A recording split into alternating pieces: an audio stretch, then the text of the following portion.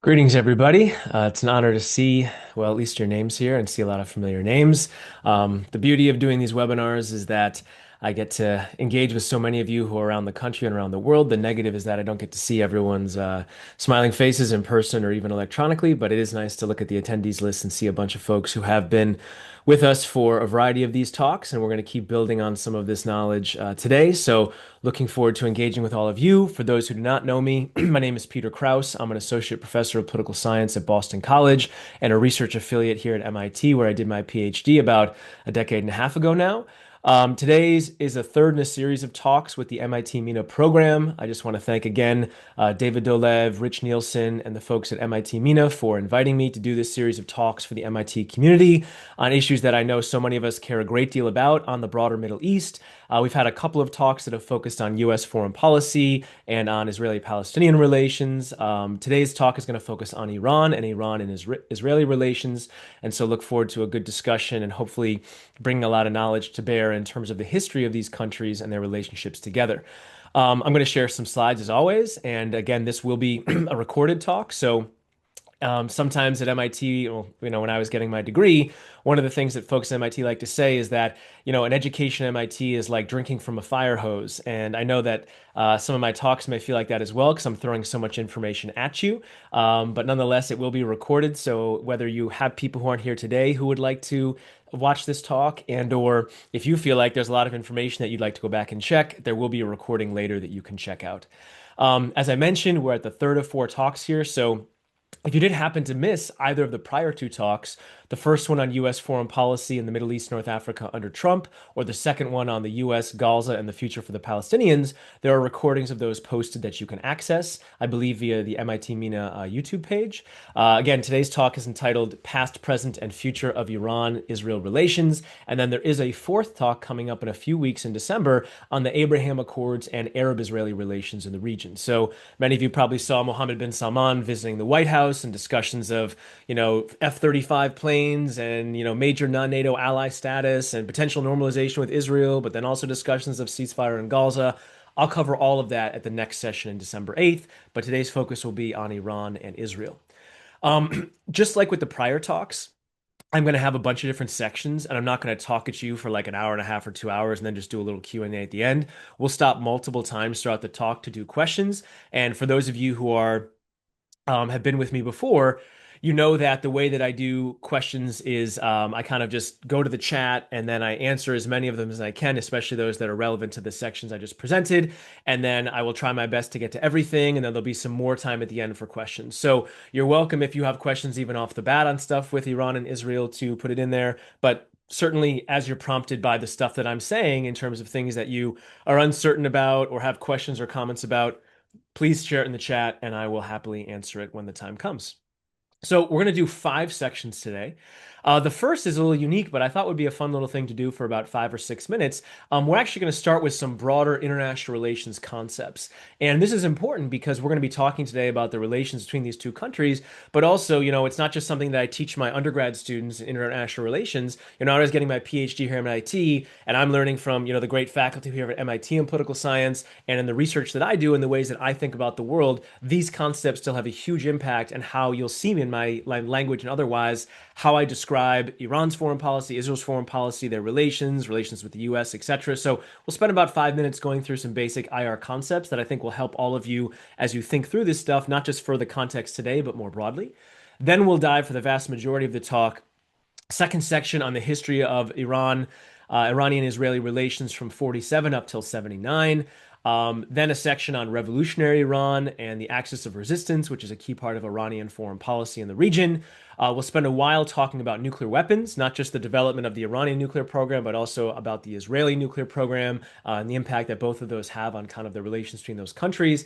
And then we'll talk about kind of present day, tying it back to some of the stuff we talked about previously with October 7th and the future and the impact and relations between Iran and Israel, both before and after that day 2 years ago, and get into things to preview next time. So this is our plan for today. Look forward to getting into it with all of you. So let's start, as I mentioned, with international relations concepts.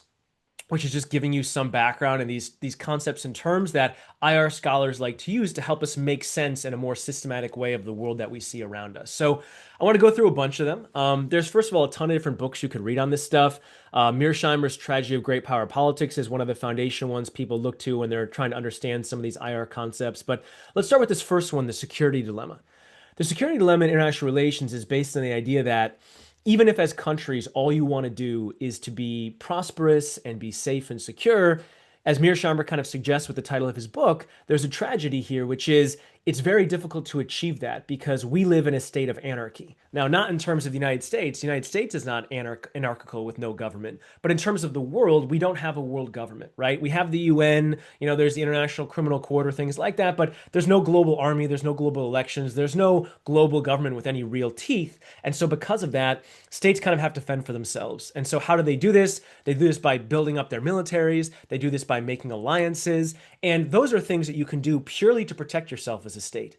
But the security dilemma is based on the idea that the things that one state does to try to make itself more secure makes other states feel less secure and actually maybe be less secure because obviously weapons are dual use, right? You could build up tanks and planes, you could build up nuclear weapons and say, I have these to defend myself. But then from another state's perspective, they're like, yeah, but you can use those tanks to roll over our borders or launch those nuclear weapons at us. So the security dilemma is based on the idea that even if these different states just want security, it's kind of a zero-sum game to some extent where making one state stronger makes another weaker. And you'll see this, dynamic in play a lot with the Israelis and the Iranians.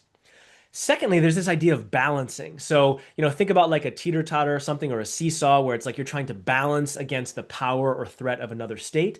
This is a very common thing that states do in international relations because, again, most states aren't strong enough to just internally build up their own military. They often have to do what we call externally balance by making alliances or connections with other states to try to balance against a potential threat or someone attacking them.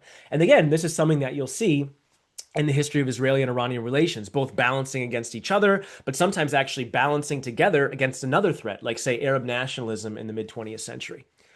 Thirdly, there's this idea of hegemony or regional hegemony. So, one of the things that Mearsheimer and other IR scholars suggest is that one of the best ways to not exit the security dilemma, but make it so it's less of a concern, at least for you personally, is to become the regional hegemon. And what that means is basically to become the strongest state in your region, whether it's like the Western Hemisphere or Africa or Latin America or East Asia or otherwise.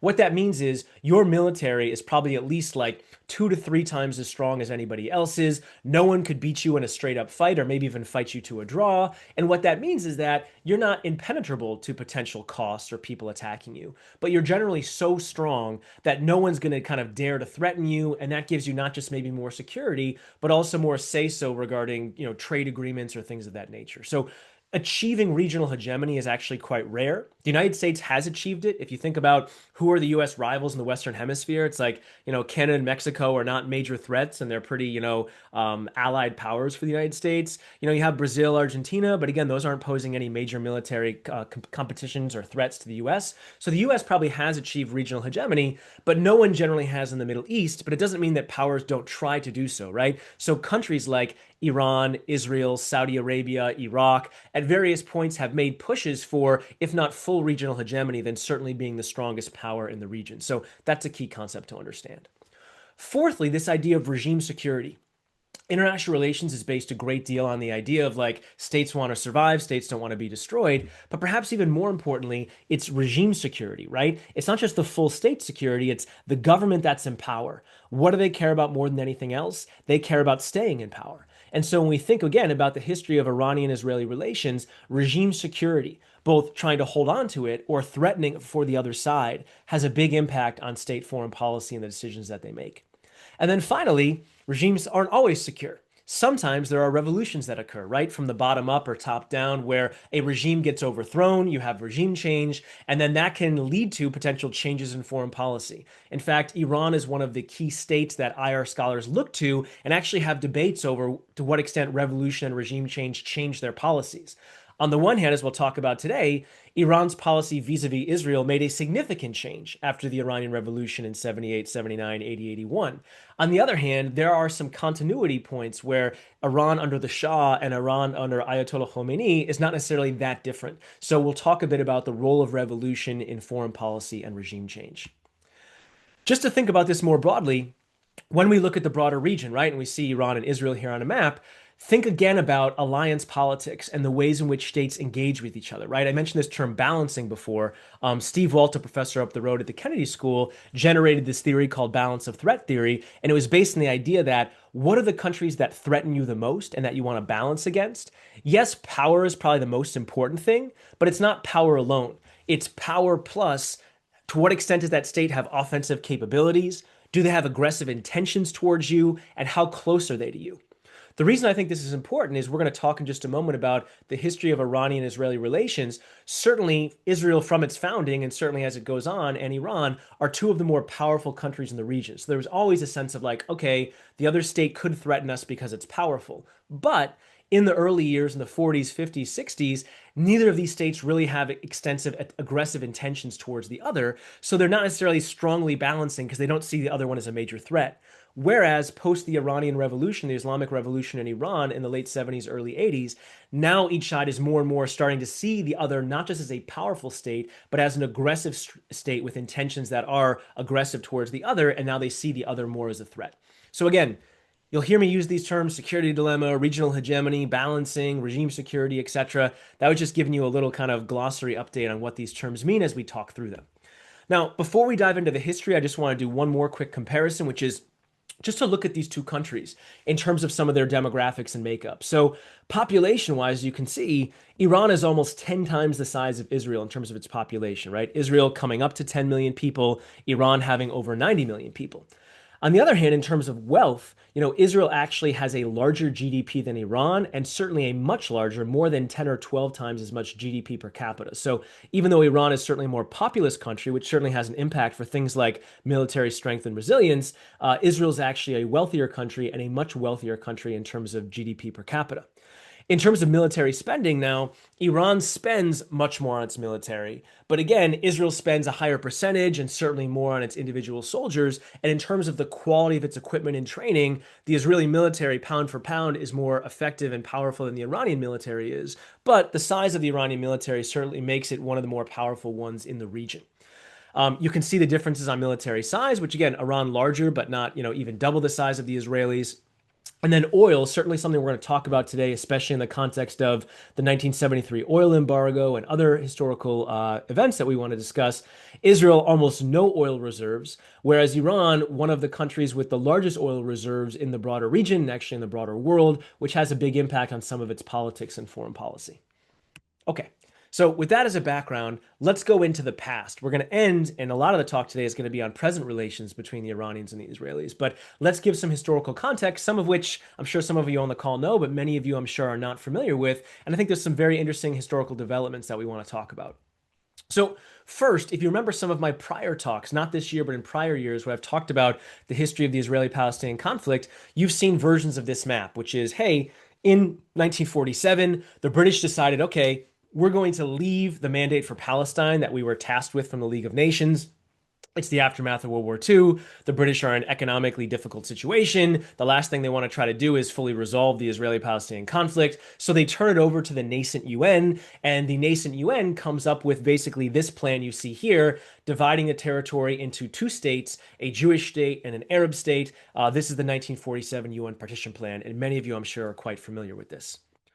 What you're probably less familiar with is that was not the only plan that the UN Special Commission on Palestine actually generated. So it seems kind of quaint to some extent in retrospect, but at the time there was a decision that the UN was going to send this visiting committee to help determine what should be done with the territory and the peoples there and these competing national movements.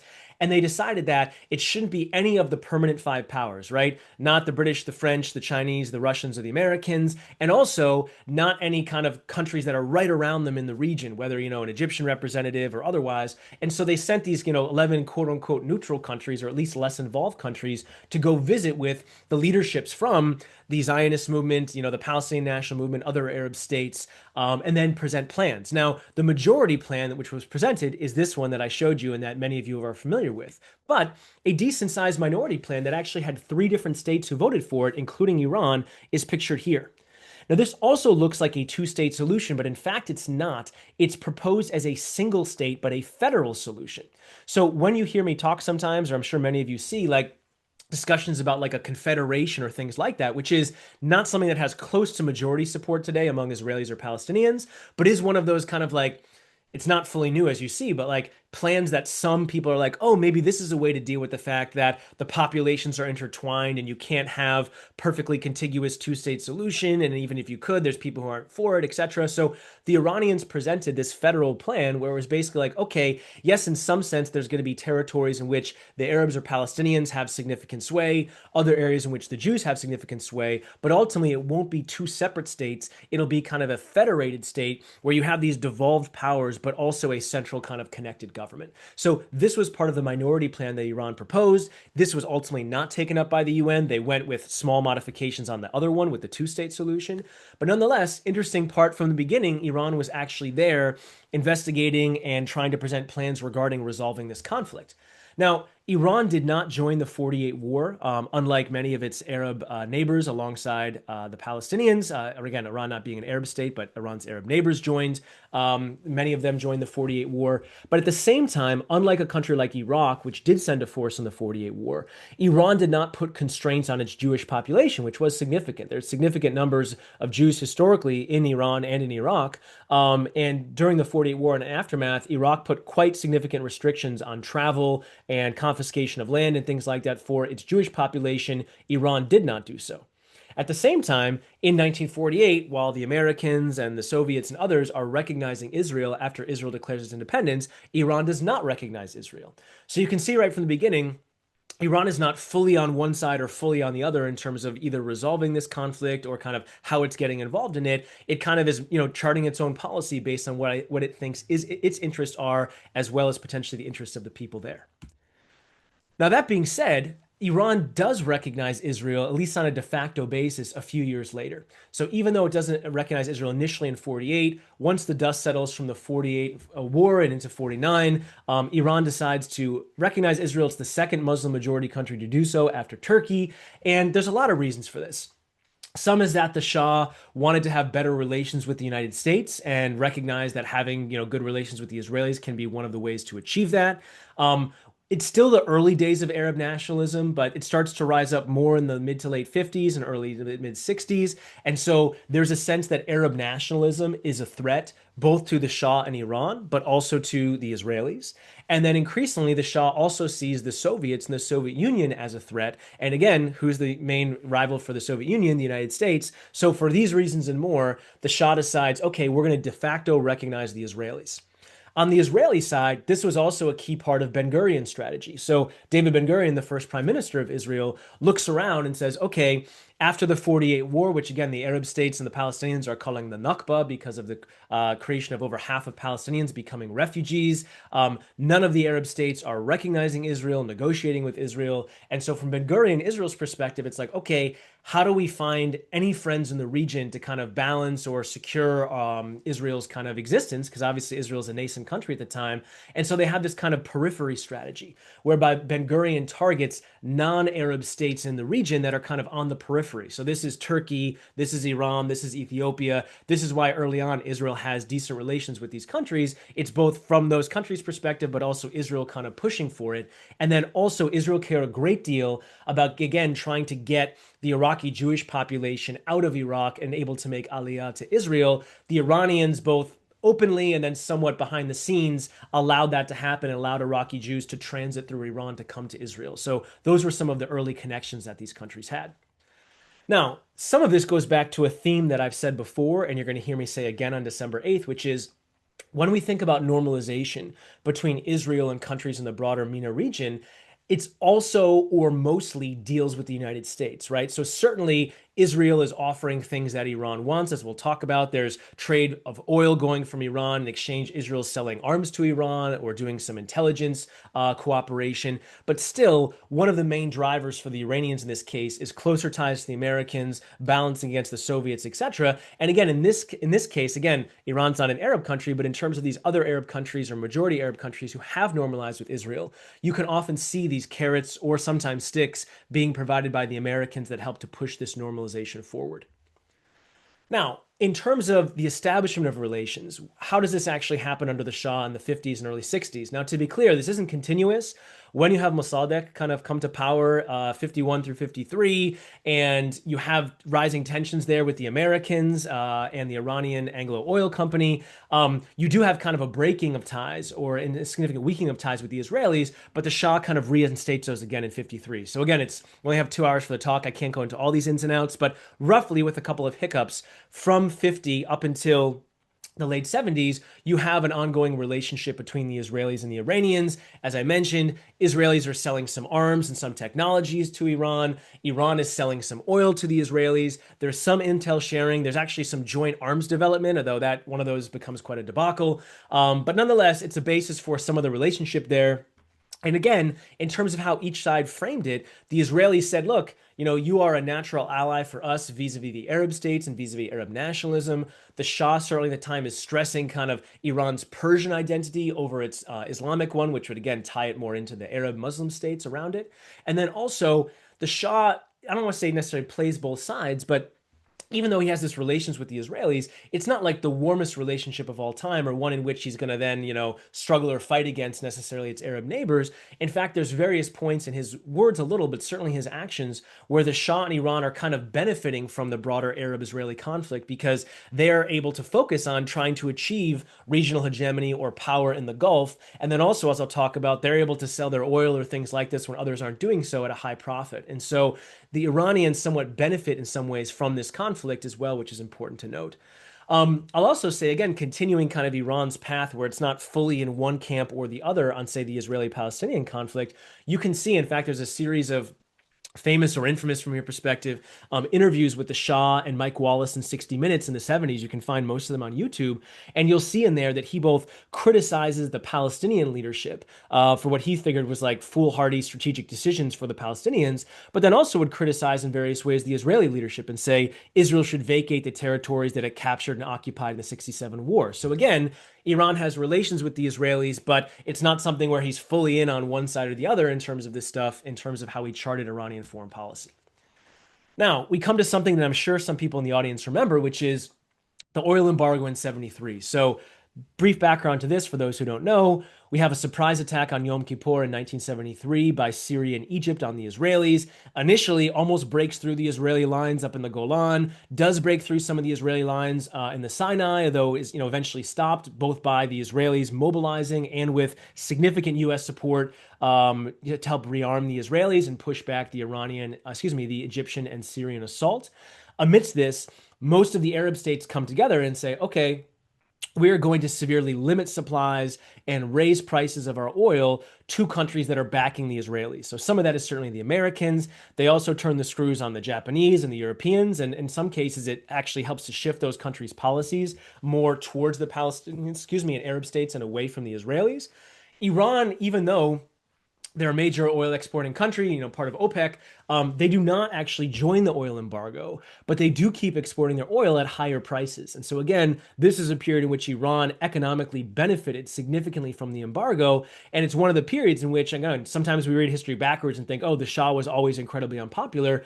In some of these periods, Iran was doing quite well economically and had a decent amount of popularity. And the aftermath of this was one of them. Also, in terms of foreign policy, and you can see pictured here with Nixon and the Shah, it's this unique period to some extent when we look today and we think, okay, Iran and Saudi, leave aside the Israelis, have been big competitors for kind of, if not regional hegemony, then, being the strongest party in the Gulf and the leader of the, quote unquote, Islamic world more broadly.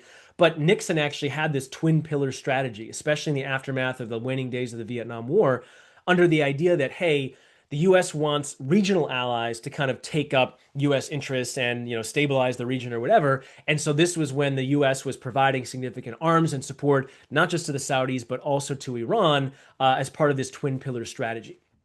Now, things start to shift by the mid to late 1970s because the Iranians start to grow closer to some of the Arab states, and then ultimately the Shah's, reconciliation and trade and to some extent cooperation with the Israelis and criticism of the Palestinians becomes more of a liability. So the Shah is not necessarily close to like breaking relations with the Israelis, but there starts to be a little bit of a drift even before you see the rise of the Iranian Revolution. So let's talk about the Iranian Revolution, and then after this section, I'll pause and we'll do our first kind of set of questions. So if you have questions on stuff I mentioned already in terms of the past, you can put those in. I'll get to those in just a moment. But let's talk about revolutionary Iran and this term axis of resistance. That's something that comes out in the aftermath of the Iranian Revolution. So first, in terms of the Shah, as I mentioned, he was popular and then unpopular during different periods of time in Iranian history. But by the mid to late 1970s, his grip on power starts to weaken for a few reasons. The first is that he creates basically this one party state. And so other various sectors of society, whether it's other political parties like the communists, or it's parts of the merchant class, or the liberals who want, democracy or constitutional liberalism, they basically don't have a stake or much say in the government. And so that creates political grievance. Iran gets a lot of oil wealth, and again, it's not just from the embargo; it's more broadly. But then a lot of it is being spent, kind of at the top. So the Shah is having these, massive parties to celebrate, the 2,500-year Persian civilizations. There's huge discrepancies in wealth, which create economic grievance. And then on kind of a cultural level, the Shah is not incorrectly seen as someone who is, getting his, meals delivered from France, or is very like kind of pro-Western and or even secular in kinds of his personal attitudes, and then also in some of his policies in terms of weakening the ulama and the religious leadership in Iran. So you combine all of those things, and he doesn't have one set of potential political enemies. He has a whole coalition potentially of people who feel various types of grievance vis-a-vis Iran, their leadership, and then also some of his foreign policy vis-a-vis the Americans and others comes under significant criticism. So when we think about the Iranian Revolution, and again, there's some great professors of this in the broader area. So whether it's Naghmeh Sorabi at Brandeis at the Crown Center for Middle East Studies, or Ali Banu Azizi, who is one of my colleagues here at BC, I recommend them to you. I'm someone who teaches a bit on this stuff, but I'm certainly not an expert of this the way that they are. But you can look at the coalitions for the Iranian Revolution in this time period. And again, we don't want to read history backwards and just say, oh, it was just the Ayatollahs and Khomeini. Instead, you have Bazargan and the urban professionals. You have the kind of the broader merchant class, or folks in the bazaar. You have the working class, especially in the late 70s. You have the students who are part of some of this. And then yes, you have the ulama, you have these kind of religious jurists and scholars, but the overthrow of the Shah is not something that likely would have happened with just one of these acting. You needed this coalition to push from multiple sectors of society to show not just the unpopularity of the Shah and his secret police, but also these various parts coming together, both armed and unarmed, to kind of push the Shah out of power. Now, as some of you probably know from either reading or watching movies or otherwise, when we talk about the Iranian Revolution, there's a lot of similarities to other revolutions, whether it's the French Revolution or the Russian Revolution, where, yes, part of the revolution is the overthrowing of the current government, right? In this case, the Shah. But a revolution is not just necessarily regime change, it's actually having a broader political and social change significantly inside of a society. And that's something that not only takes time, but is often usually the process of internal squabbling and competition and fighting. So the Shah basically vacates the country in 1979. This is a game plan he followed before, actually, with Mossadegh in the early 50s, and then he came back, and I think he was hoping to be able to do that again. In this case, that does not happen, but it's not like he leaves and then all of a sudden Ayatollah Khomeini is running the country and we have, the Islamic Republic like we have today. Instead, it's a multi-year period where you have the ulama and the Khomeini alongside, some of the other leaders who are trying to have, a constitutional liberalism or, different approaches. But ultimately, over those 2-year period, and certainly like the hostage crisis and other things play a role in this, you get ultimately Khomeini not just having helped to overthrow the Shah, but now pushing and nudging those other parts of the coalition out of power until he's able to kind of realize this vision of Velayat al-Faqih, where you have the rule of the jurists and kind of the religious leaders who are leading the country, both in the office of the supreme leader as well as a number of religious councils. And he doesn't, of course, just do this through religious leadership. Early on, he creates something called the Revolutionary Guards, which of course are still here to this day. And the idea at the time was to protect the revolution. Now, of course, a lot of what they do is not just protect the revolution, but protect and to promote the quote Islamic revolution, right? That sector of the coalition that's trying to not just overthrow the Shah, but remake society in a quote unquote Islamic vision that Khomeini and others have. important for foreign policy is the fact that they're not just overthrowing the Shah. There's huge critique from Khomeini and many of his supporters of a bunch of things, saying, okay, we are anti-colonialism and anti-imperialism. We're anti-capitalism in terms of economic situation. We're anti the West, and they, look at the U.S. and the Israelis as kind of like the great Satan and the little Satan more broadly. So, in this sense, these are at least ideologically significant changes in terms of not just how Iran is kind of governed and controlled internally, but also how Iran is running its foreign policy externally. Now, one of the things that revolutionary governments do is rarely when they see a revolution, they say, oh, this is just a revolution in one country, right? Usually, if you have these broad revolutionary ideals, whether it's like the French Revolution or the Russian Revolution or revolutions in Latin America, it's like, no, these are humanistic ideals that apply to everyone, or at least people certainly beyond our borders.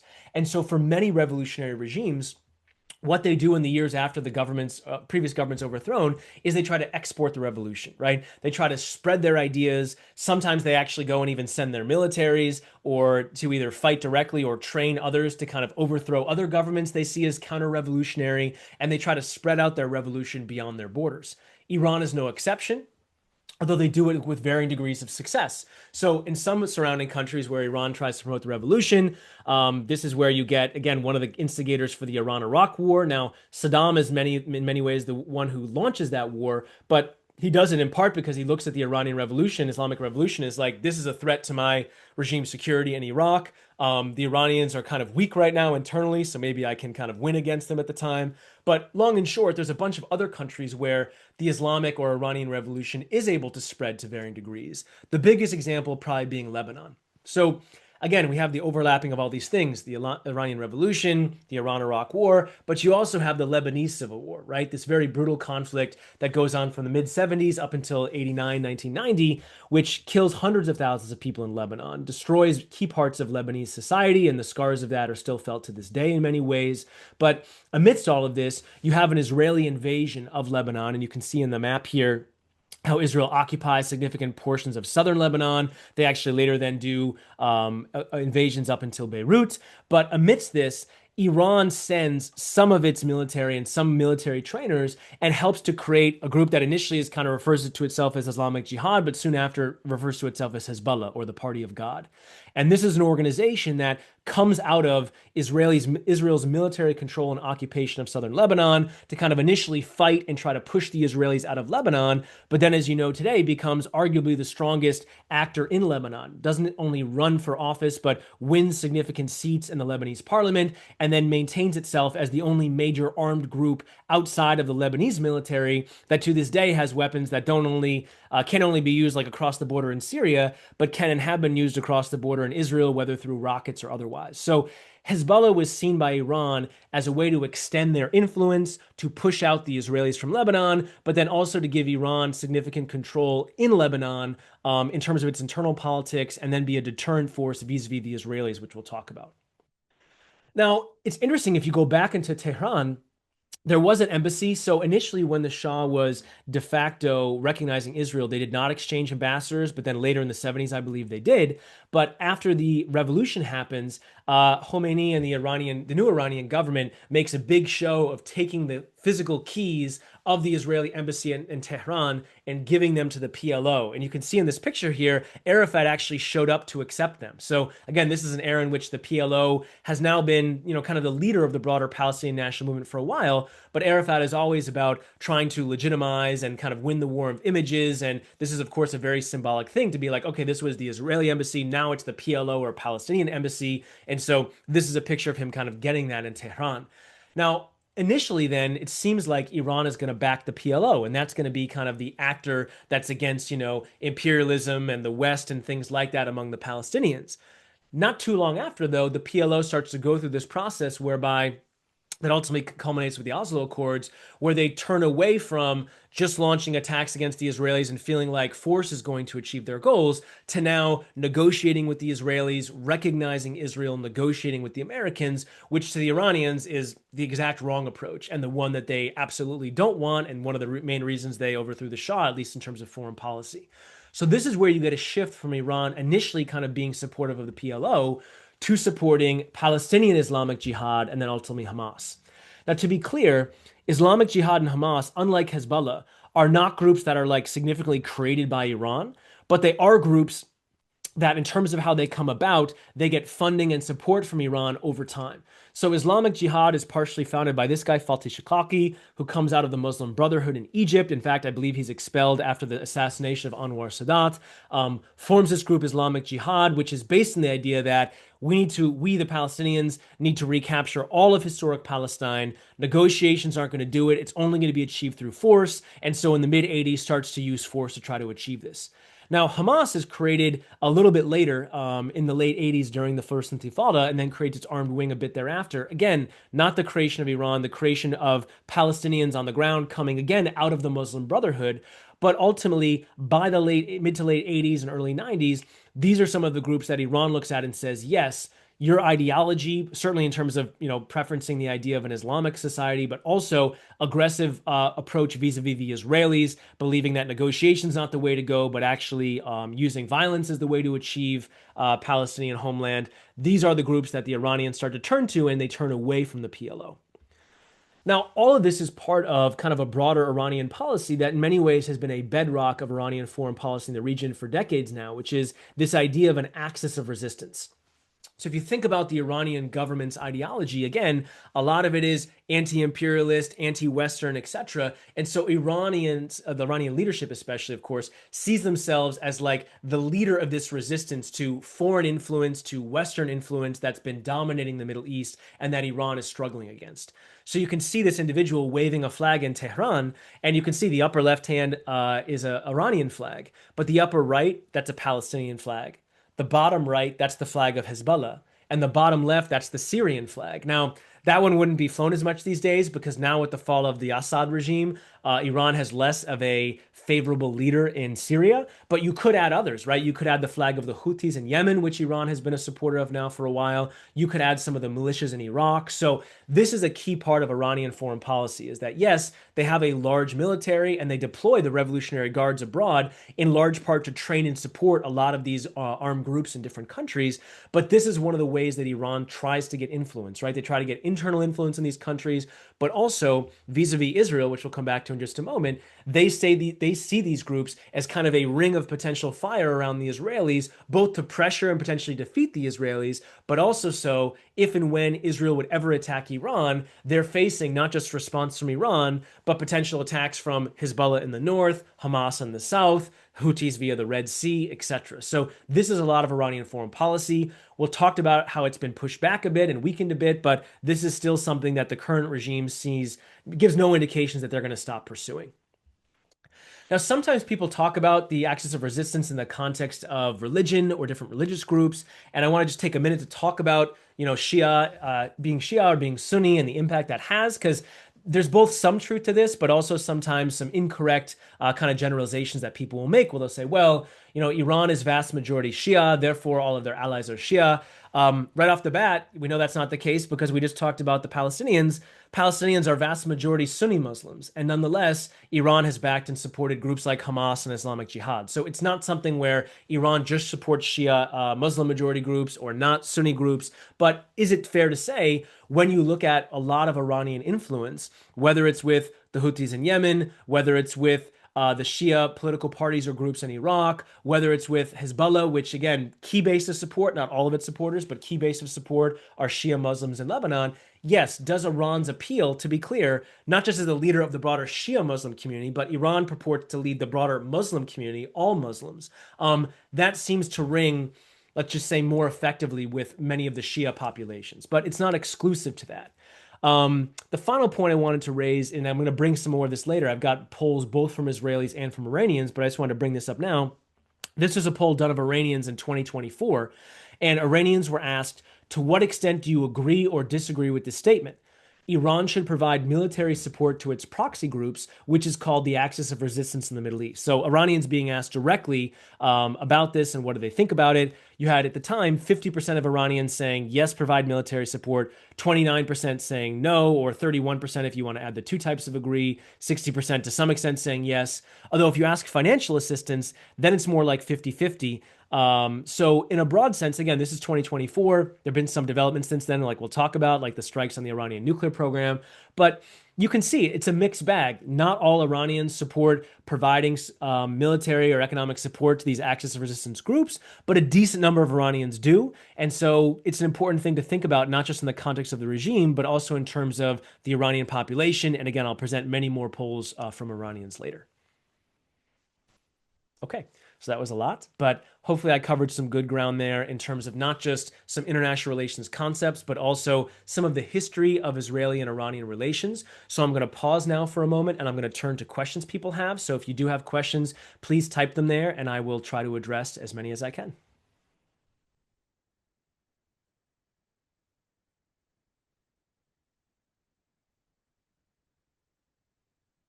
Okay. Is there a relationship between hostility between Iran and Israel since the Islamic Revolution and Iran running out of drinking water? So I'm going to talk a little bit later about the water crisis that Iran is facing. I don't think that the relations with Iran and Israel directly impact the water crisis. I mean, the water crisis in Tehran is something that people have warned about for a while, and some of it is certainly due to local mismanagement by the government.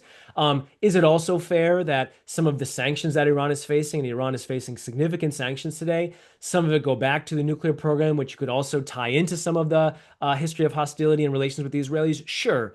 But I wouldn't say that's the main reason for the water issues with Iran that it faces today. But we'll talk about each of those issues separately. What role did the Soviets play vis-a-vis Iranian Arab relations? So yeah, as I mentioned, the Soviets and the kind of broader Cold War in the Middle East, it's interesting. So there's both the US Soviet Cold War in the Middle East, but there's also an Arab Cold War that happens in the mid 20th century where you actually have like the Saudis and the monarchists vis-a-vis the republics and the Egyptians and others. So there's multiple layers of different alliance strategies that are going on this time, like the US and the Soviets, different Arab states, Iran and different Arab states. The Soviets play a couple different roles. They certainly have some states that are to varying degrees client states at various points, whether it's Syria, whether it's Iraq at certain points, where they're kind of providing various degrees of arms and or funding to them. There certainly are communist parties in a number of states, including in Iran, that the Soviets are backing to varying degrees, either through the Comintern or just through other types of foreign policy. So they play a role there, and certainly some actors, again, like the Shah, and as well as the Saudi leadership, see the Soviets as a key threat, not just in terms of their power, but also their ideology, which they see as threatening to kind of how these states legitimate themselves. At the same time, like the Soviets aren't necessarily like the overwhelming force in all these things. A lot of times, regional politics and rivalries are more important than the broader US-Soviet rivalry for some of these states. But all of that matters. Um, Israel has captured the US foreign policy establishment. How far does this drive a one-sided foreign policy? Why not be even-handed between Israel and Iran? So you're asking me about kind of broader US foreign policy, which I haven't talked about just yet. I will talk about in a little bit. Is it correct to say that the US is a very pro-Israeli country in terms of its foreign policy and a very anti-Iranian country in terms of its current foreign policy? I would say that's not even debatable. That's yes.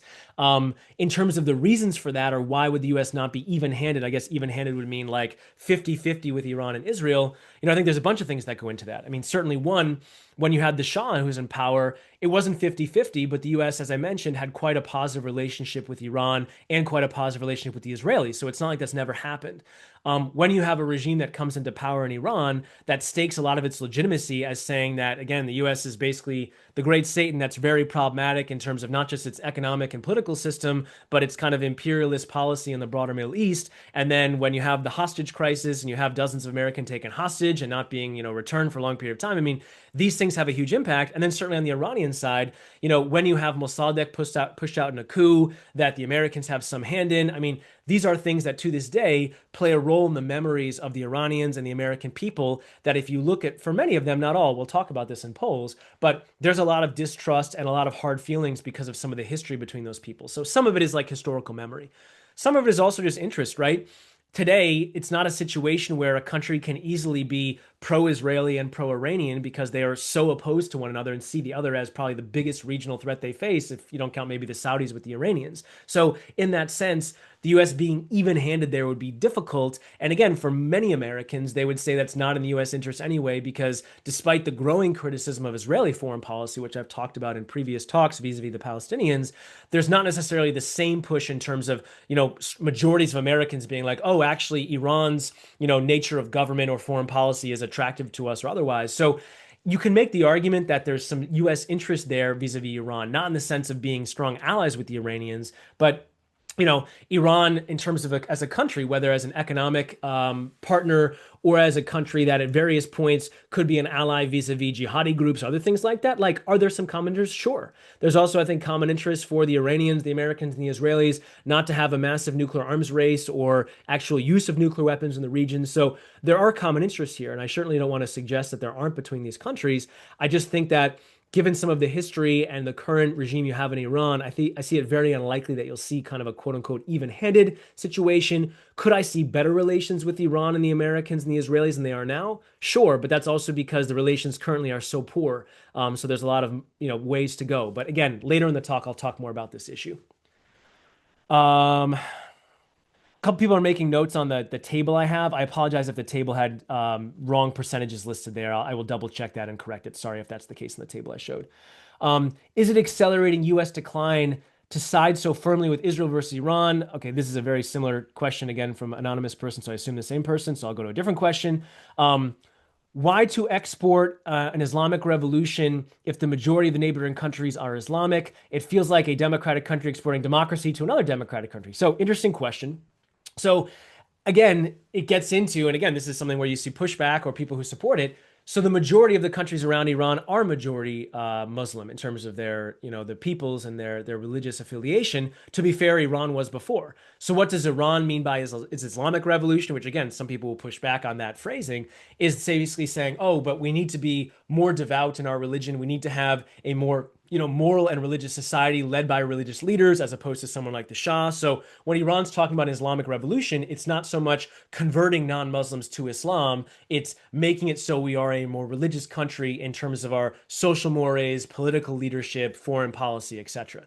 Now, Iran, both internally and externally, faces a lot of criticism about that, about, to what extent actually are you following the mores and tenets of Islam in terms of what you're doing internally, whether it's like repressing dissent or things like this. But this is at least the idea that the Iranian government has. And when they say they're trying to export their revolution, what they're trying to do is topple leaders that they see as more secular or pro-Western with ones they see as more Islamic and their vision of that.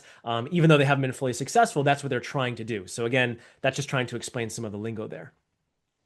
In terms of distribution of the survey, I'm happy to provide the link. The one that I just showed you with Iran was a Dutch organization, and it's published on MEI, the Middle East Institute. So you can see that one, and I'll tell you some of the other polls later. Again, I'll come back to this poll and give you the basics of that. All right. Can I briefly address the role of the British in the context of U.S. Israel-Iran relations? So I don't want to go too in depth, but I'll say that historically, the British kind of played the Iranians and the Saudis, not necessarily against each other, but kind of between the two, or they kind of leave the area in the 1970s. The British, they play an interesting role. They don't, the US picks up some aspects of their foreign policy, but not necessarily others. The British initially, as we talked about in prior times, was quite supportive of the Zionist movement, not just through Balfour, but through a number of other things. But then by the mid to late 40s, they're souring a lot on the Zionist movement. They're, of course, when the UNSCOP committee goes and visits that Iran is part of in 47, some of the visiting members describe it as a police state because of the harsh policies the British have imposed, in part because of them being attacked by the Irgun at the time and facing some violence from the Zionist movement. So the British, again, are kind of, when they're leaving, they have various times where they're supporting the Israelis or they're kind of backing the Iranians or the Saudis. And certainly the British have a history with Iran in terms of oil going back to Mossadegh. But again, they kind of leave the area in the 70s, and their policy is somewhat picked up by the Americans, but the Americans follow certainly some different approaches vis-a-vis the Israelis and the Iranians. So British matter here, but I don't want to go into too much more depth here because it gets muddy, some of the stuff we're going to talk about next, but I think it's a good question. Okay, let me come back to the next section, then I'm happy to come back to some of these other questions again, but let's go to the next one on nuclear weapons. So I'm going to share my slides here again. Okay. So let's talk about nuclear weapons and the impact that they have kind of on the broader region, but particularly with the Iranian and Israeli nuclear programs. So, first is just a background. We all want to know about something called the Nuclear Non-Proliferation Treaty, or the NPT. This goes into effect, as I just mentioned, I was mentioning 1970, it goes into effect in 1970. Almost every country in the world signs it, including all of the P5, the major five powers of the United Nations. There are four countries that do not sign it: India, Pakistan, North Korea, and Israel. All of them either at the time or later on acquire nuclear weapons. So this is one of the major reasons they do not sign the NPT. Interestingly, Iran is a signatory even to this day, although we'll talk about that, saying that they're part of the Nuclear Non-Proliferation Treaty. Now, what does this treaty actually have? There's generally three key parts. One is the idea of non-proliferation, the idea that, hey, we are going to have certain countries that have nuclear weapons at the time, but we're trying to stop the proliferation of those weapons. So no new country should be either acquiring nuclear arms directly or building programs where they're enriching uranium or plutonium and building new nuclear weapons. So that's kind of stage one, is to prevent the proliferation of nuclear weapons, to prevent nuclear arms races, nuclear Armageddon, etc. Now, you'd say, okay, well, that makes sense that the countries who have nuclear weapons would sign the deal, right? That's Americans sign it, China signs it, Russia signs it. Like, that makes sense. But then why would the countries that don't have nuclear weapons sign on to this? What do they get out of it? Well, one of the key things they get out of it is the idea that, hey, they're supposed to be allowed and given access to peaceful nuclear technology, right? Whether it's for energy purposes or otherwise, they're not supposed to build nuclear weapons, but they're supposed to get access to peaceful nuclear energy. So that's kind of part of the bargain. And then, even though this is seen by many as more kind of aspirational than actually going to happen anytime soon, the NPT also commits the signatories to eventual disarmament. So eventually, all countries getting rid of all of their nuclear weapons, including the Soviets, the United States, etc. So NPT, again, some would qualify it as not fully successful. Some would qualify it as one of the more successful international treaties we've had, given how many countries could have gotten nuclear weapons and didn't. But one of the things the NPT also does is creates this idea of like a nuclear taboo. So to add another IR term, we would often call this a norm, where it's like, okay, even though, there's various types of laws or agreements on nuclear use, there's also this norm about, even if you could use a nuclear weapon that kills the same number of people as, a bunch of massive conventional bombs, using nuclear weapons would be a much bigger no-no. So even though the US used them twice in World War II, they have not been used in a war since then. And so there's this belief that there's a taboo about using them, and there's a belief that it's worse than even just the number of people who would be killed by them because of the nature of the technology. So NPT is an important thing to understand as a background, but we also want to understand something called dual use. So dual use, this is a more complex diagram about the nuclear fuel cycle, but the basics of it are this. If you are saying to countries, you cannot build nuclear weapons, but also you get peaceful access to nuclear technology and nuclear energy, you have an issue with dual use, because guess what? The same steps you would follow to build a nuclear power plant are some of the same you would follow initially to build nuclear weapons, right? You want to mine uranium, you want to enrich it, and then after you enrich it to a certain level, we'll talk about that in a moment, now it can be used potentially to have nuclear fuel and use for energy, or keep enriching it and build weapons grade uranium for nuclear weapons. So when we think about percentages, it's like, okay, this is what natural uranium looks like in terms of the highly radioactive slice. You enrich it to a higher level, 3 to 4%, to be able to use in a nuclear reactor, but then 90% or more oftentimes to get to like weapons grade. And you might say, oh, like this is a huge leap, but actually, once you get to a certain level, it actually is much quicker to go to higher percentages. It takes a lot longer to kind of go from here to there than some of the higher percentages. This is a picture of former Iranian leader, President Mahmoud Ahmadinejad, going by some centrifuges. So some of you may remember, like in chemistry class or otherwise, like centrifuges in my class, it was like, old spinning, little glass beakers or whatever. This is obviously much more technologically advanced, the type of stuff that can enrich uranium in large amounts and build the basis for either, again, stuff that can be used in nuclear energy reactors or in weapons. So this is one of the challenges of the NPT and nuclear weapons in general, is like countries will say, well, we're enriching uranium. We should be allowed to do this to a certain level to have nuclear energy. But then there's also the IAEA that can go and inspect and be like, okay, but are you actually also having a nuclear weapons program and trying to take this uranium and keep enriching it up to weapons grade? Now, going back and forth between the Iranian and Israeli perspectives here, this is a political cartoon that, personifies some of the view, not just of many Iranians, but also a number of other states and peoples in the region, which is you have the US, you have Europe, you have the UN, who are looking at the Iranian nuclear program and saying, like, okay, Iran is enriching uranium.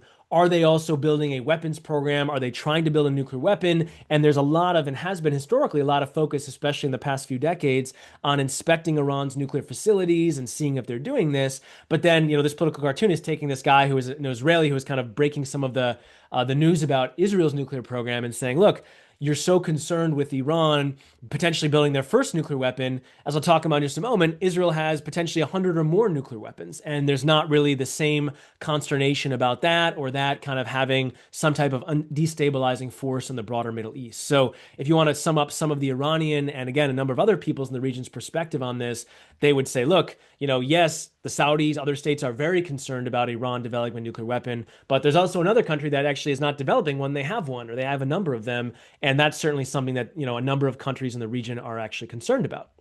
So to talk about this for just a moment, if you want to read an interesting book on this, you could read Avner Cohen's book, The Worst Kept Secret, which is about the development of the Israeli nuclear program. Again, some of you may know this, some of you may not, but it was actually something that was not done, not only not in concert with the United States, but it was actually done in secret from the United States. It was hidden from the Eisenhower administration, from the Kennedy administration. The U.S. had some of its suspicions here, but the Israelis actually did a pretty decent job of hiding it from the Americans. And then finally, when it got to the point under Kennedy and then early days under Johnson, when the U.S. was pushing very hard to inspect, demone, and otherwise, Kennedy was assassinated.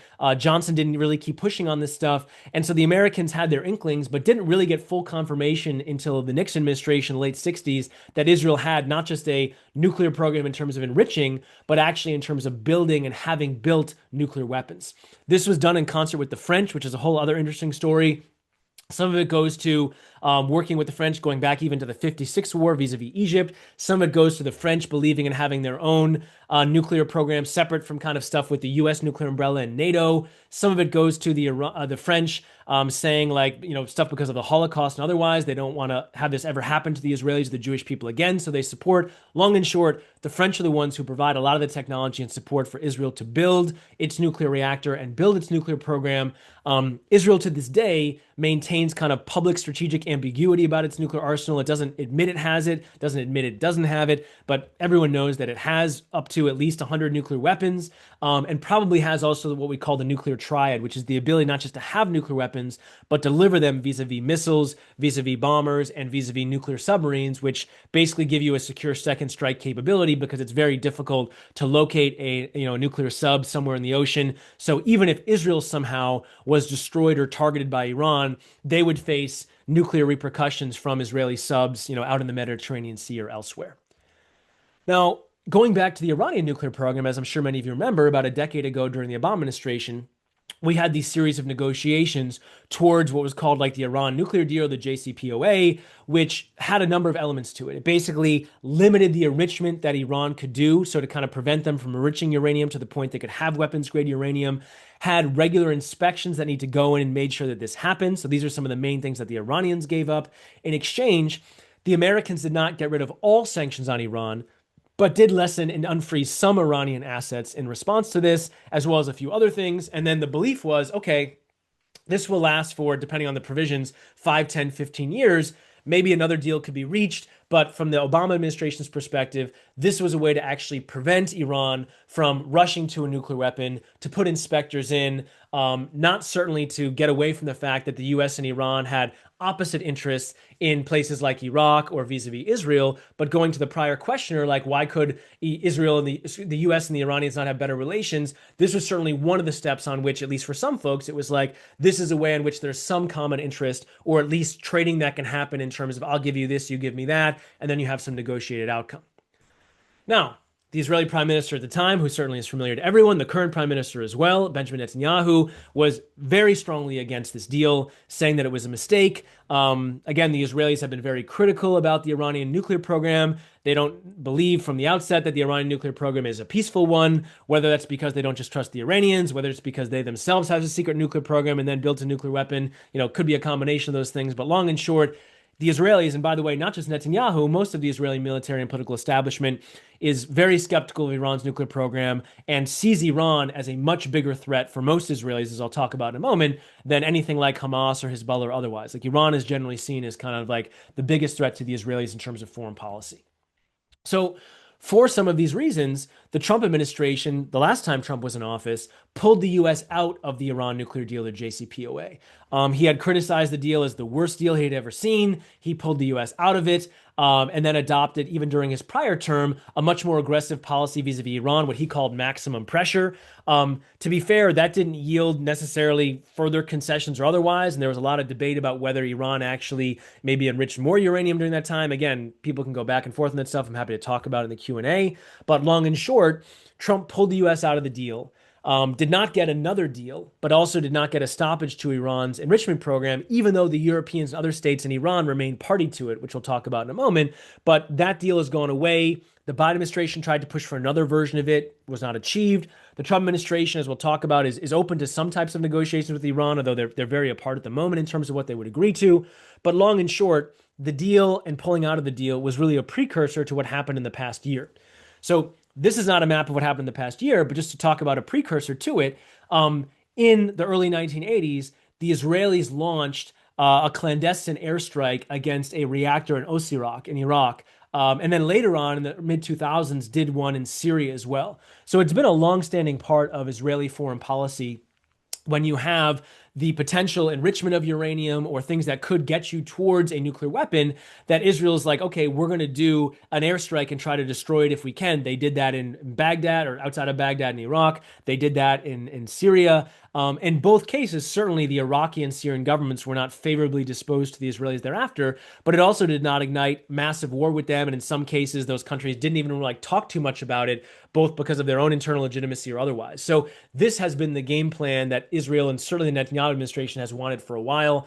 I remember back when I was at MIT getting my PhD, my then, 1 year ahead of me in the PhD program, and now a new great professor we have at MIT, Caitlin Talmadge, wrote a great article about closing time, which is about, closing off the Strait of Hormuz and what Iran could do with the oil stuff. And then another one of my colleagues, Austin Long, who has also been at MIT with the nuclear initiative they have there, wrote a piece about this type of airstrike, co-authored with, I think, Whitney Ross, about could the U.S., and or the Israelis to some extent carry out an airstrike like this on Iran, which had a higher degree of difficulty than some of the stuff that the Israelis did with Syria and with Iraq.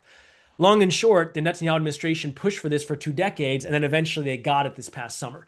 So in the aftermath of a number of things that we'll discuss, the Israeli launched a multi-day and about a week and a half air campaign that knocked out a number of different Iranian assets in terms of anti-aircraft and other things like that. And then again, we don't know the full story, but basically behind the scenes also pushed the Trump administration to say, we, the Israelis, launched a number of airstrikes on Iran, but only you, the Americans, have these bunker busters and other things that can really take out these buried enrichment facilities at Fordo and elsewhere. And so ultimately, in June, the U.S. launched Operation Midnight Hammer, which after you have Iran kind of weakened and their defenses weakened, nonetheless, the U.S. has B-2s and other things that can evade a lot of Iranian anti-aircraft anyway. But long and short, the U.S. launches these significant airstrikes at a bunch of different Iranian nuclear facilities, kills a number of Iranians, but more importantly, knocks out the use to varying degrees of these facilities and may have destroyed some of the equipment and even potentially some of the enrichment that was there, as well as access to it.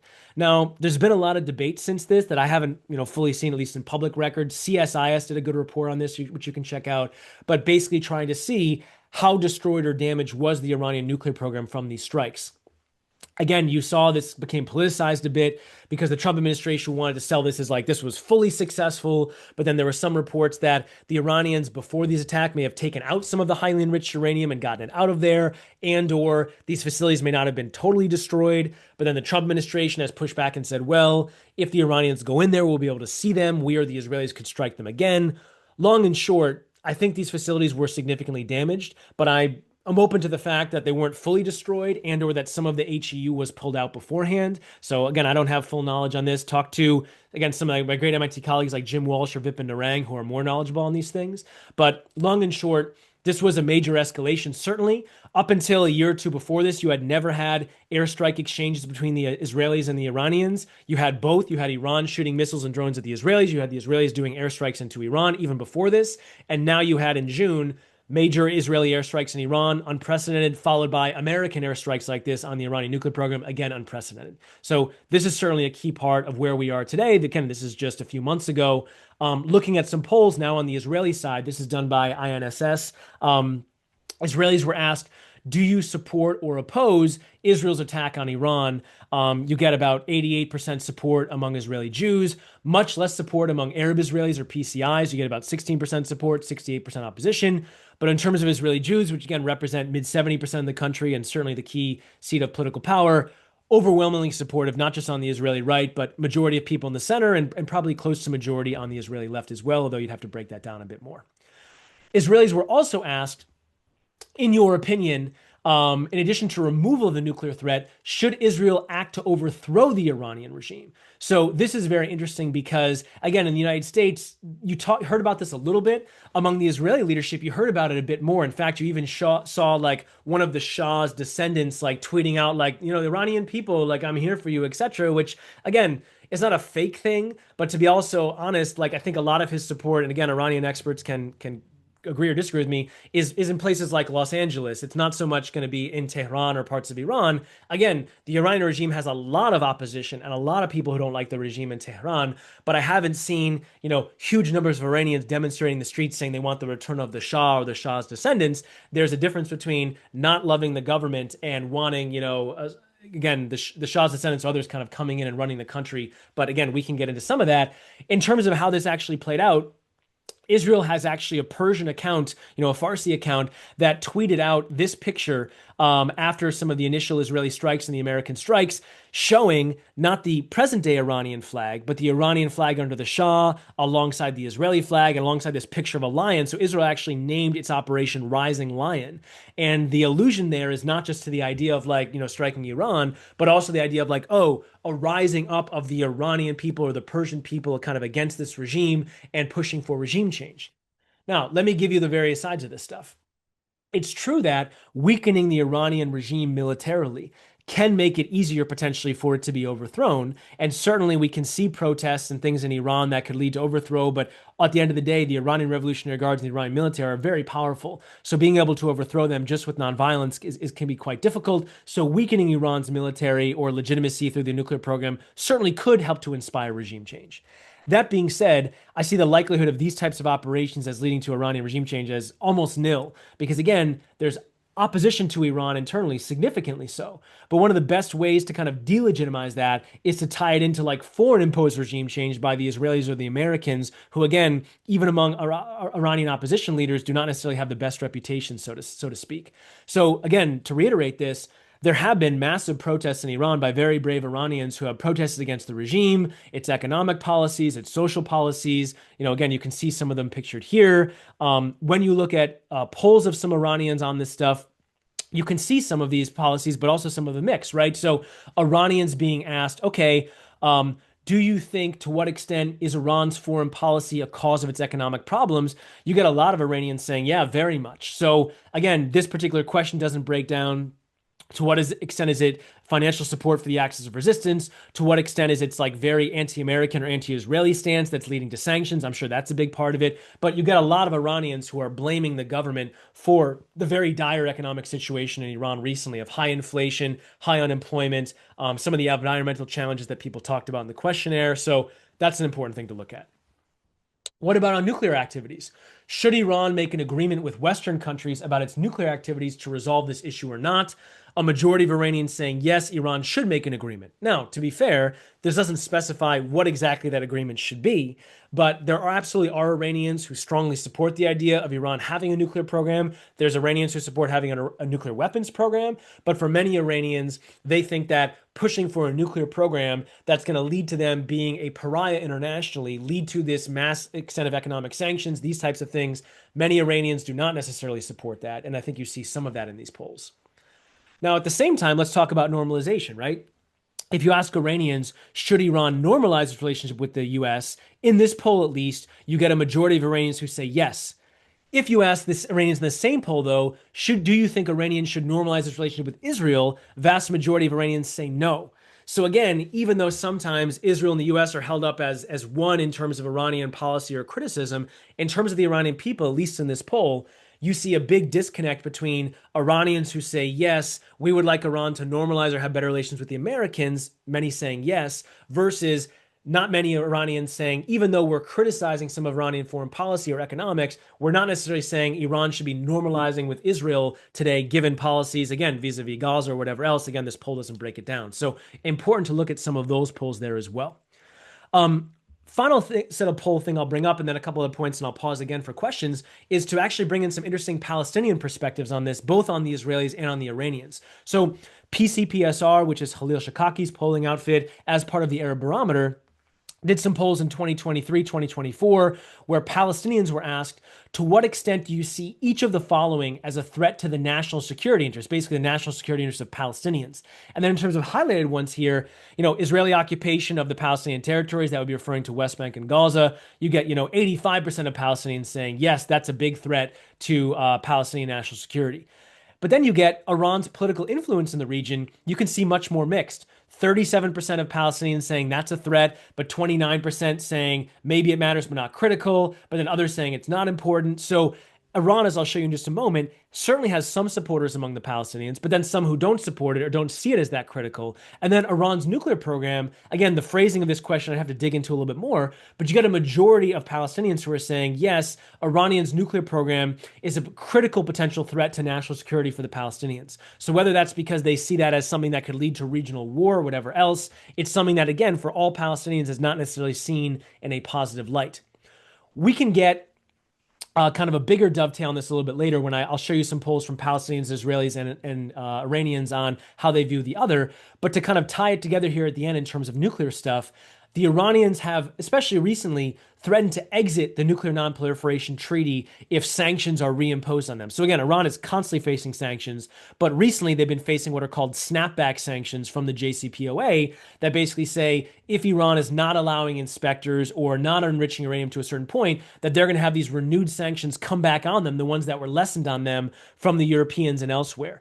And despite some push by the Chinese and the Russians to forestall this, the UN actually did vote to reinstall these snapback sanctions. And so Iran is in a very dire situation right now economically because it's not just the Americans that have extensive sanctions on Iran, it's now the Europeans and other powers that are putting it on Iran. And so again, Iran is in a very difficult situation today in part because of that. So again, covered a lot. Let me pause there. I'll focus on particular questions related to nuclear issues regarding the Iranian nuclear program, the Israeli nuclear program, foreign policy regarding nukes. I'm going to pause here and go back to the questions, and then we'll come more up to some present-day stuff with Iranian-Israeli relations. So please put your questions in the Q&A, and I'm happy to answer them. Okay. How critical is Ali Khamenei to the Iranian regime? Could there be significant changes in Iranian policy after him? Okay, so to be clear, I'm not like an internal Iranian politics expert, so I defer to some extent to my, Iranian expert colleagues on this stuff. But I'll say a couple of things. Obviously, the supreme leader is the most important position for Iranian politics and foreign policy. There's been a long time discussion of, okay, who's going to be Khamenei's successor? Who's going to be Raisi? But now not going to can be Raisi. So I do think that the time at which Khamenei, passes away or passes on the mantle to somebody else is a time where you can say, okay, could this be a reformer? I don't think it's going to certainly be someone who's not a, not a religious leader to some extent in Khamenei's stead, but to some extent, could you see someone who's more reform-minded who would want to change, maybe at least initially, policy vis-a-vis the Americans or turn down the temperature in their broader region even more vis-a-vis the Saudis or others? I see that as possible. But do I see a revolutionary change with the same government and a new supreme leader? I don't think that that's possible. I think you're more likely to see changes on the margins after Khamenei as long as the same structure remains in place. If instead the passing of Khamenei or change leads to, a dismantlement of the supreme leader office and the prominence of the Revolutionary Guards, then I think you could see a more wholesale policy change vis-a-vis the Americans, to a lesser extent the Israelis or others. But again, I think the likelihood of that type of broader regime change is at least not that high at the moment, although, could be possible in the next 5-10 years, depending on what happens internally inside of Iran. But again, I see foreign imposed regime change in Iran as both problematic strategically, but also less likely to necessarily be successful than internally motivated regime change in Iran. Okay, any attempt at a regional non-nuclear agreement? So yeah, there has been some attempts at this. In fact, this is something that not just Iran, but other countries try to push to say, okay, one of the ways you get around the idea of a nuclear arms race is you get the whole region to agree to nobody having nuclear weapons. Now, of course, the elephant in the room here is not just Iran, it's Israel, which has nuclear weapons. So you'd be asking a variety of these different countries to not get them or agree not to get them, which again, the NPT is already kind of getting them to agree to. But now you're getting the Israelis to agree to give them up. So I think the biggest challenge here is if you ask for a nuclear non-proliferation treaty like you did before, back in the 40s or 50s when no one has nuclear weapons, I think you still would have a harder time with it because again, countries like Israel are going to say we don't want to rely on our security for anyone else. Even the U.S. nuclear umbrella, I don't think would be adequate for the Israelis in that regard. But it still would have been easier to achieve than today when you're going to ask the Israelis to get rid of their nuclear arsenal in exchange for, again, I guess, more promises from Iran that they won't build one. Again, Iran's already promising this under the NPT. So have there been efforts like this? Yes. Do I see them as being that likely? No. That being said, could you get some separate one with like Iran, Saudi, or others without the Israelis in some way? Possible, and that is something because again, the concern is not just if Iran builds a nuclear weapon, what happens with Israel, but if Iran builds a nuclear weapon, now the Saudis are going to want one, the Emiratis are going to want one. And you could see some of this with, you may have seen after the strike on Qatar by the Israelis, the Saudis signed some agreement with the Pakistanis, which seemed to imply that maybe they get access to Pakistani nuclear weapons under certain circumstances. Again, it's a little bit hazy, but it's certainly something that the Saudis think about, not just vis-a-vis the Israelis, but even more so vis-a-vis if Iran gets a nuclear weapon, the likelihood the Saudis would push for one, I think, is pretty high. All right. Let's go to some other questions here. How robust are surveys of Iranians to government interventions or suppressions of speech? Yeah, great question. Look, I try to bring the best surveys that I can. So for much of the Middle East, the Arab Barometer is one of the gold standards, and they work with local partners who have done surveys in these countries for many years and decades. And they have some of the top scholars at Princeton, University of Michigan that do this. In terms of Iranian surveys, I'll be honest, again, my expertise is a little bit less there, but I tried to pull ones from MEI and elsewhere and trusted polling firms that I think have at least decent robustness. I think you're not wrong to say in countries in which answering a poll or answering a poll that would be counter to the current regime could put you in danger. Is that something to be concerned about in terms of selection bias for who's being asked or who's answering? I think those are very fair questions. But I think ultimately, again, I think that you can get some decent polls of Iranians depending on the context and kind of who's carrying it out. And I'm happy, or again, maybe Sarah, others in the Q&A or the chat could put the link. The poll for the poll I have is an MEI. Well, so MEI published an article about it. I think there's a poll from the Netherlands in 2024 of Iranians there. So you can put the link and check it out and do your own investigation as well in terms of their methodology. Again, any of these good polls will say how they did sampling and these types of things. Shouldn't we take the Islamic Revolution as a clear threat to our freedom and human rights? Sharia, Taqiyya, and Jihad are clearly not in line with our values. What efforts should be done to remove this threat? Okay, so you're asking me now a question that's not a question that's a descriptive one about the history between Iran and Israel, but now about like what should our policy be, and asking me about like opinions on policy. So I leave it to you and folks on this call to decide, what your values are on these things. Would I say, yes, if you are someone who believes in kind of liberal democracy, is the current Islamic government in Iran, quote unquote, one that's in favor of that? No. I mean, they're a country that's prevented any type of free and fair elections. They regularly make it so certain people can't run against them, even those who aren't trying to install a democracy, just people who are seen as reformers within the broader kind of Islamic religious tradition. So in that sense, the way that the Iran runs its government and some of its policy is certainly antithetical to the way that the U.S. and other governments, who run more liberal democracies try to do it. I think that's a fair point. In terms of foreign policy, as I mentioned, I don't think Iranian foreign policy interests are necessarily diametrically opposed to everything that the U.S. or even the Israelis believe in. But in terms of the actual practice of it, do I think that the Iranian Revolutionary Guards and others have been following policies that are directly countering, what has been U.S. and Israeli policy in the past few decades? Like, yes. And that's one of the reasons that if you were to say, has the U.S. and the Israelis done a lot of what you're saying, which is trying to remove or counter Iran? Like, yeah, that's a lot of what the U.S. and the U.S. and Israelis have done. Okay, other questions here. Other nuclear powers signed the NPT long after Israel developed nuclear weapons, China and France in 92. Why didn't Israel sign the NPT after they had already had weapons in their arsenal to legitimize their weapons? It's a good question. That's getting a little bit in the weeds, but it's an important one. You're not wrong that there are signatories to the NPT that have nuclear weapons. There are signatories to the NPT that don't have nuclear weapons. There's non-signatories that have them. So it's a mix of things, and a country like North Korea has gone back and forth on some of this stuff. I think some of the answer would be, Israel, again, some of it's kind of strategic ambiguity of not trying to admit it has them or not. So the idea of signing it to legitimize their weapons is not exactly what they would be doing. But a lot of it, I would also say, is that Israel wants to maintain its freedom of action. They have said very clearly publicly they won't be the first country to introduce nuclear weapons, which many people take to mean they won't do first use or they won't kind of do more nuclear testing. But they do want to maintain their ability to have the weapons and have developed them after the NPT. So they would have been a proliferator, and then also to be able to use them if they feel threatened or they're attacked in such a way. So I think that that's probably the reason. It's not necessarily that signing it couldn't bring some of that, but again, I think because folks know that they have them, even though they want to maintain ambiguity and freedom of action, I think probably the Israeli leadership doesn't see a huge advantage to signing it, and that could raise even more questions about, okay, well, now you're signing it, you need to be more open and have inspections or things like that of your facilities, and the Israelis, I don't think, want to have that. Okay, that's the last of the questions I saw of these. Oh, okay, one more. Palestinian perspective. Who are these Palestinians? How has this poll been done? Obviously, no poll can be done in Gaza.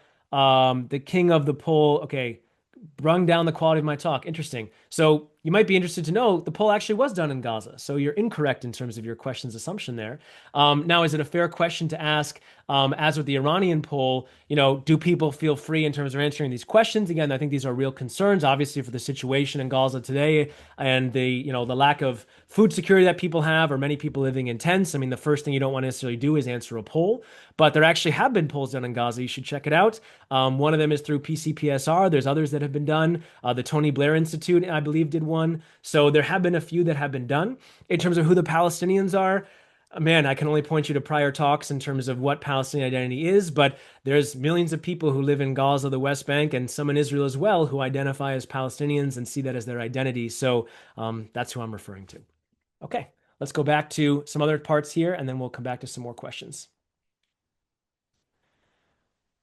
All right, so let's talk about October 7th and the future. So, obviously, the October 7th attacks were not launched by Iran, but there is some question about to what extent Iran had a hand, given the fact that it has funded and supported Hamas, and certainly the aftermath of the October 7th attacks in terms of Israeli strikes in Iran and vice versa are something that we need to discuss. So, let's start with the attacks themselves and some of the reporting that I've seen regarding this.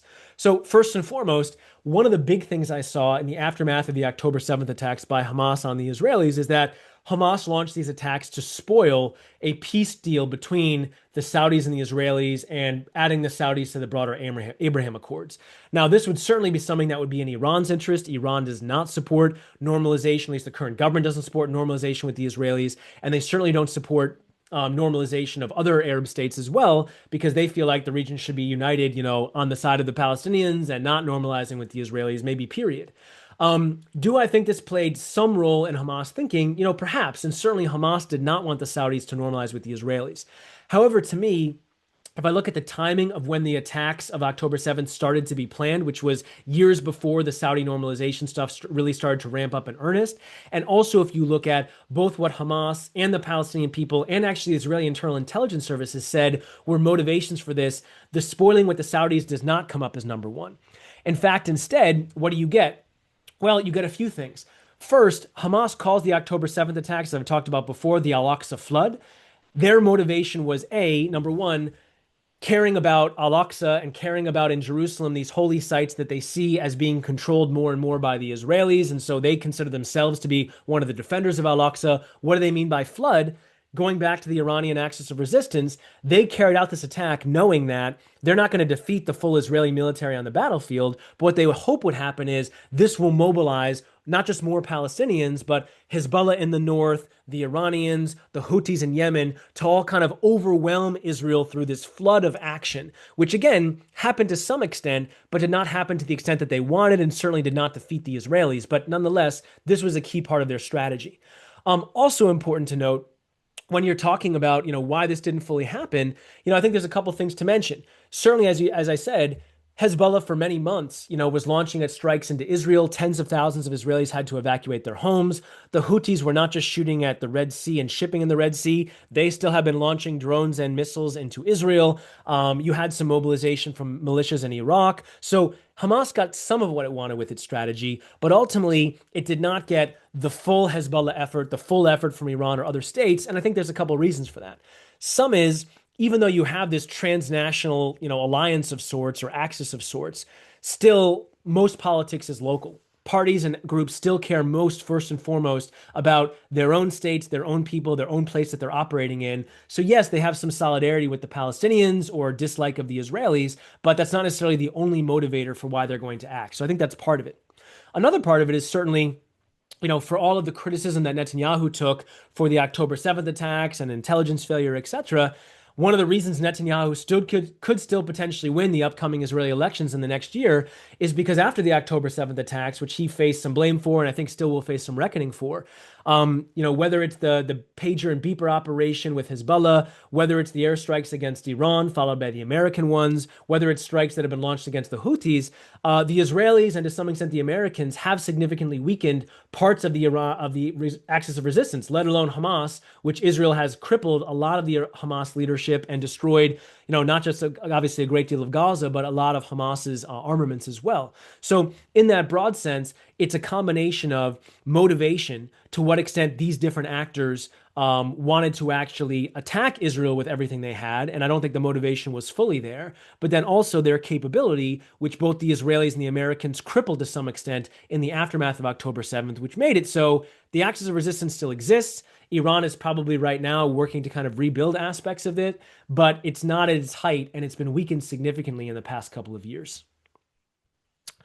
Now, going back to some polls here, this is a much more recent poll. So this was a poll done just last month in October of 2025. These were Palestinians being asked both in Gaza, going to the previous questioner, and in the West Bank, and overall, how do you feel about a variety of different international actors? Basically, are you satisfied or dissatisfied with their performance in the past couple of years? So this is kind of like a approval rating thing. And it's very interesting to look at these four different actors, right? You've got Yemen, you've got Qatar, you've got Hezbollah, and you've got Iran. And you can see not just across different regions, but you can see over time how Palestinians have said they do or don't approve of these different actors. So I'll pause for just a moment. You all take a look at this and think about what sticks out to you. You can type questions. I'll answer in just a moment, but then I'll have a couple things to say. So take a minute and just check out this poll.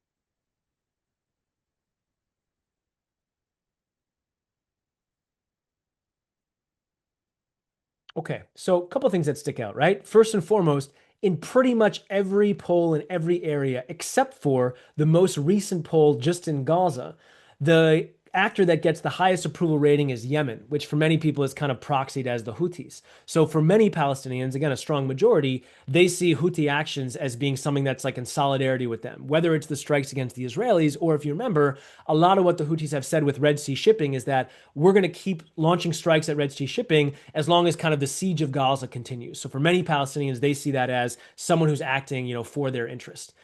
Interestingly, if you look at the lowest rated actor, it's generally Iran. So Iran in yellow comes at, 30, 35%. In the West Bank, it's 25%. So in terms of Iran, you get a quite low approval rating among many Palestinians. Now, it's actually kind of a dual story there. Some of it is some Palestinians feeling like Iran is not doing enough, like Iran should be doing more to counter the Israelis or stop the killing in Gaza or whatever else. Some of it is for some Palestinians, they see Iran in a negative light and see them as a proxy or backing for like Hamas. And so they're also getting some branding here from people who are not supporters of Hamas among Palestinians. But needless to say, Iran pretty much always comes in at the lowest level of support among Palestinians. And then kind of in the middle, you see the Qataris and you see Hezbollah at various points, little bits up and down, but again, around, somewhere in the mid-range in terms of actual support or approval among Palestinians.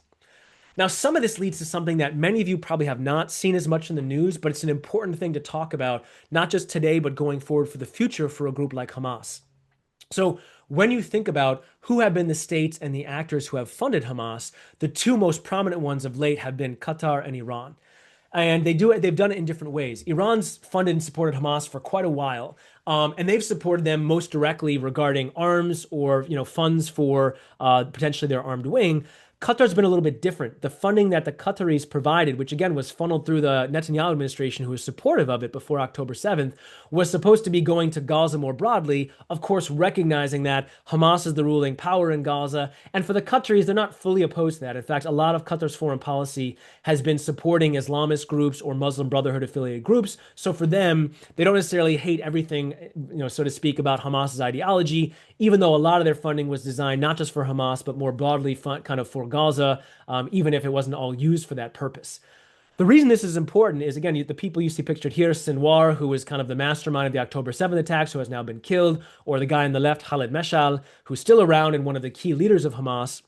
To some extent, they symbolize these different approaches and to some extent different countries. And again, I haven't seen amazing reporting on this, but for a while there's been discussion, and this is not unique to Hamas. Any of these groups that have different states who back them, certainly the PLO experienced this, other groups and different other movements have experienced this. You have different funders, and the funders are always looking for leverage and having certain people that are more beholden to what they want to do or more in line with that foreign state strategy wants. And so for some, Sinwar represented more of kind of the Iranian vision and the Iranian influence, which is a much more aggressive one and a much less one who's going to engage in any negotiations or anything with the Israelis. Instead, is going to be like, no, we're going to attack them, we're going to defeat them. This is kind of much more the Iranian stance. The Qatari stance vis-a-vis the Israelis is certainly like, we want Israel to pull back from the territories captured in 67. We want to support a Palestinian state, but we're potentially open to the idea of negotiating with the Israelis, recognizing Israel, etc., under certain circumstances, right? That's more the Qatari approach. That's a little more in line with some of the foreign or external leadership of Hamas, especially some of their leaders who have been based in Qatar. So if you remember, one of the big disputes that we've seen, back in 2017, is you initially had the Hamas charter, which was written in the 1980s, 1988, which not only had a lot of stuff about destroying Israel, but also had a lot of various types of anti-Semitic content. In 2017, Hamas kind of issued a revised version of the charter that took a lot of that stuff out and led some commentators to say, okay, Hamas is still no friend of the Israelis, but they're signaling that maybe they're open to a long-term hudna or ceasefire, maybe even a two-state, recognition, a la what the process that Fatah basically went through with Oslo. Some people suggested that. Others said no, they still did not actually disavow the prior charter. They're still committed to Israel's destruction. And to be fair, I think there's elements of truth to both of those because Hamas is not a unitary actor. There's different leaders within it who I think have different visions or different ways they think they can accomplish their goals or even slightly different goals they consider to be acceptable. So when we talk about Hamas going forward, and Hamas is obviously going through a transition period here because a lot of their leadership has been decimated. Obviously, their main area of control in Gaza has been, almost totally destroyed. But they're controlling now almost half of Gaza and trying to reassert their authority, as you've seen through some of the public executions they've had and other things they've been trying to do to kind of maintain control. They've recently come out publicly and saying they're not going to disarm. So again, it may still happen, but at least in some form, they're saying they're not going to disarm or not try to, be pushed out of power in Gaza. So one way or another, Hamas is going to continue as an entity, at least in the near to mid future. And one of the key questions is going to be who's going to lead them and what's the direction they're going to have.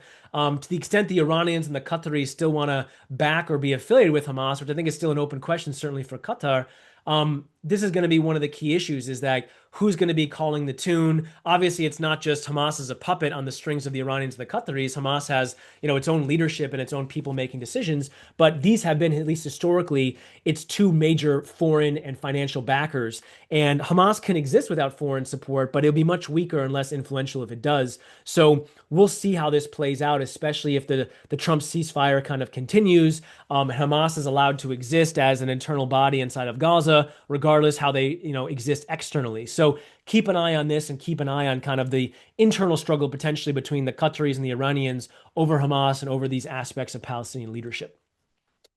Some other things to keep an eye on, thinking about U.S. foreign policy. People were asking about U.S. foreign policy before. I just wanted to say a little bit about it, which is, when we think about U.S. interests in the region, and this goes back to the first talk I had on U.S. foreign policy. I just wanted to reiterate what many people would see as U.S. interests, and then how the point that someone asked previously about Iran, comes up against so many obstacles. So, what are the things that the U.S. has cared about historically? No regional hegemon.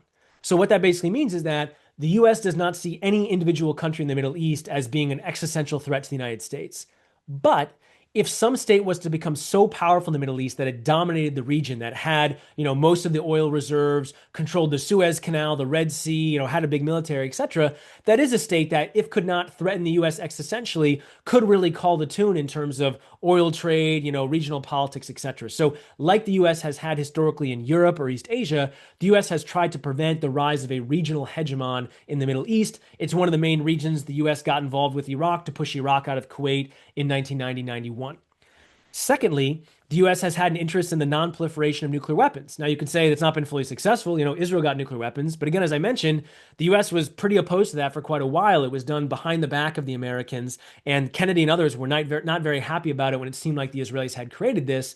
Since then, the U.S. also has been, again, quite aggressive vis-a-vis the Iranian nuclear program and/or trying to assure other allies in the region they don't need to develop nuclear weapons.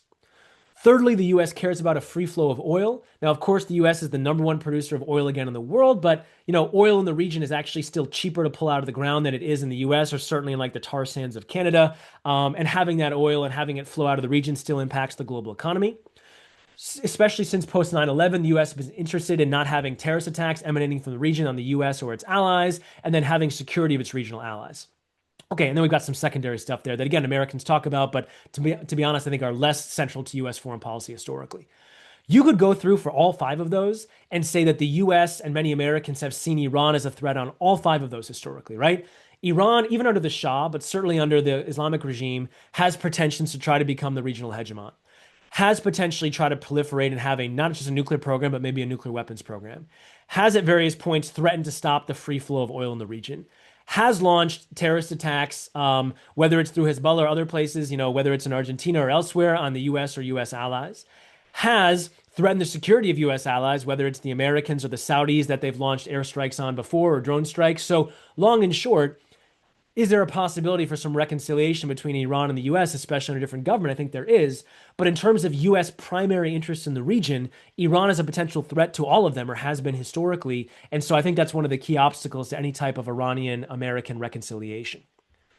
Now, going to some of the other things that people raised at the beginning, you may have seen some of this in the news or not, but Tehran is facing a massive water crisis, to the point that there have been articles about how if things don't get better and more rain doesn't come or otherwise, Iran might have to evacuate some people out of the Iranian capital because there's that little water available to people. Now, again, a lot of the reporting that I've seen, again, I'm not a water conservation expert, but the quality reporting I've seen points to a lot of things. Yes, some of it can be, drought or things like that, but that's certainly not the main thing. A lot of it has been water mismanagement by the government. People have warned about this for years, and now it's really hitting the fan. So this is a huge issue for Iran. Obviously, it's not a direct foreign policy issue per se, though, flows from rivers and things can matter from other countries. But it is something that can have impact on the stability of the regime and grievances against the regime. And then you stack that on top of these sanctions we've talked about, right? The snapback sanctions that involve the Europeans, but the very extensive sanctions from the Americans and some of their allies. And Iran has a very high level of inflation. Iran has a lot of issues regarding its ability to trade with a number of different countries, to have, economic innovation and prosperity. So the Iranian people right now are in a very difficult spot. And of course, that has some impact on foreign policy. I mentioned the strikes on the Saudis. It's important to reiterate this, but also talk a little about some of the détente that's happened between Iran and Saudi Arabia. So if you remember, not that long ago, there were strikes on Saudi oil facilities. Some of it seemed to come from the Houthis, but some of it seemed to maybe come from Iran directly, and or even if it was from the Houthis, it might have been vis-a-vis Iranian armaments. The Iranians at various points have been boarding or stopping, oil shipments in the region, or shooting down, sometimes U.S. or other assets. So the Iranians, vis-a-vis not just the Israelis, but a lot of stuff around the Straits of Hormuz and areas out into the Gulf, have had over the past 5, 6, 7 years quite aggressive policies vis-a-vis a number of other states. Now, there's been a bit of a change. Back in March of 2023, you had this picture, which is interesting on a couple levels. So first, you have an Iranian representative, a Saudi representative, But instead of having an American representative in the middle, as you often would, whether it's like the Camp David Accords between Egypt and Israel, or the Abraham Accords, you always have like a US president or someone in the middle being like, oh, we are the big diplomatic and political force in the region that's kind of bringing these states together. This is not a coincidence that kind of the Saudis and the Iranians turned to the Chinese for this. Some of it was maybe a little bit of a thumb in the eye or a signal to the Americans of like, hey, you're not the only game in town. But long and short, China does certainly not have the military capability or assets in the region that the United States does. But over the past decade, especially, it has put more and more investment and more trade into the region to the point that it is seen increasingly as, if not just a rival to the Americans, another country with which these countries can do business. And in fact, a lot of Iranian oil that's been sold goes to the Chinese and things like this. So it is a key, second largest economy in the world that provides, not just for the Iranians, but the Saudis, another option if relations go sour with the US, or just, again, kind of like the Nine Align movement during the Cold War, you can potentially, work both angles and do even better for yourself. So this is important because even though Iran and the Saudis don't necessarily have a hunky-dory relationship today, this kind of détente and kind of turning down of the regional wars, whether it was the Saudi stuff in Yemen or things in Iraq or elsewhere, I think both the Saudi and Iranian leadership recognized that this was leading to significant human and economic costs for each of their countries without necessarily major benefits. Especially Mohammed bin Salman in Saudi cares a great deal about these domestic reforms and like Vision 2030. And he increasingly, I think, saw the rivalry with Iran as something that was getting in the way of that. For the Iranians, certainly, again, they see the Saudis as a major rival, but at the time, they also see stuff vis-a-vis the Israelis or the broader axis of resistance as maybe a bigger issue. And having some détente with the Saudis, especially since a lot of this meant the Saudis would not be attacking Yemen to the same extent, was something that I think the Iranians were on board with. So again, some changes here. This has not become anything close to an alliance. In fact, it wouldn't surprise me if in the coming years the Saudis either do join the Abraham Accords or some type of greater alliance with the Americans that to some extent is kind of an anti-Iran balancing alliance, but at least kind of the hotter version of the Cold War that the Saudis and Iranians had going for a while has been tamped down a bit, and this is an important development to recognize in that context. Okay, so I'll stop there again.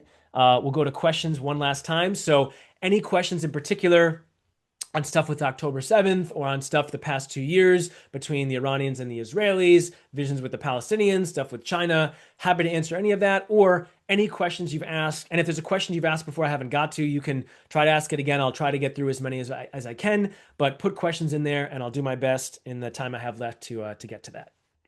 Okay, so I'm gonna stop sharing again and I will go to the Q&A. All right. After all is said and done, where is Iran now? It seems like it's been strategically kneecapped.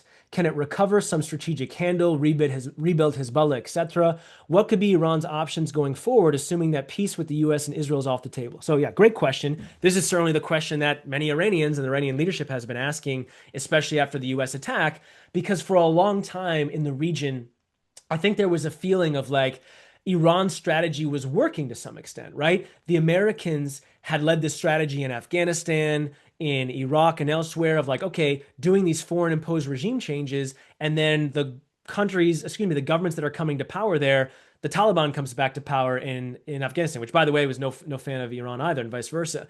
In Iraq, you have a government that initially, at least, is quite tied into the Iranians and not necessarily a big supporter of the Americans, especially as some time goes by. So in a broad sense, there was a feeling that Iran's kind of axis of resistance type policies and building kind of from the ground up as a regional actor and appealing not just to the Shia populations, but others was a way to ultimately win the long game. And so there was a feeling, again, especially going up to a couple of years ago, that like Iran is winning the long game. Like Hezbollah has become the most powerful actor in Lebanon, despite some of the criticism of them. Iran, there's maybe been pushback in Iraq in some of the recent elections against Iranian influence, but Iran has much more influence in Iraq than they did certainly under Saddam. The Americans are out of Afghanistan. Like Iran seemed to be winning a bunch of this stuff. But then, yes, now the past couple of years, their nuclear program is now, if not in full shambles, is significantly weakened. A bunch of their axis of resistance has been weakened by the Americans and the Israelis. They're facing these massive economic problems, still some global consensus on the snapback sanctions. So Iran's situation today is much weaker than it was even like 3, 4, 5 years ago, I think. That being said, they're far from finished, and neither is a group like Hezbollah. Hezbollah is still the most powerful military actor in Lebanon, although the US and others are leading efforts to marginalize them. Part of the agreement with them and the Israelis is to get them to withdraw, north of the Litani River, to potentially even disarm in some form. I think that that's unlikely, but Hezbollah is not going to go anywhere. They have a pretty strong base of support. Lebanese politics are very polarized, and so you're never going to get full consensus on these things. Hezbollah will always have a version of its base. In terms of Iran, they're in a very tough spot. And these economic issues, I think, are the biggest ones. Those can lead to political unrest, political changes, whether it's on social issues to try to let out, an air from some of the bloom for grievances or economic stuff. But, what can Iran do? Iran could, like it did with the Saudis, turn the temperature down a little bit on this stuff and try to get some of the sanctions relief, whether through a new nuclear deal or some other type of signaled policy vis-a-vis the Americans or others to try to say, okay, let's get some of the sanctions off. Let's make it so we can have more trade. And even the Chinese, to some extent, at various points, have felt pressure from the Americans to not trade or sell oil or buy oil from the Iranians. So I think that Iran can make some changes that can improve its economic picture, which by design would help its political picture for its government and its regime to be able to stay in power. Because if these economic trends continue, I think that that's probably a greater threat to the stability of the Iranian regime and its survival than external stuff is, if that makes sense. All right. How did Iran manage to send arms to Hamas, for instance? Syria was the conduit for Iranian weaponry to Lebanon. What about Hamas? Who are the intermediaries? So, yeah, great question. I mean, this is one of the reasons that the Iranians sent troops and were working very hard for many years to keep Assad in power because the Assad regime, again, they didn't have all love for members of Hezbollah or Iran. Like there was some chafing there for sure, but they certainly allowed and or turned a blind eye or an open eye to Iranian shipments of arms and things to Hezbollah through Syria.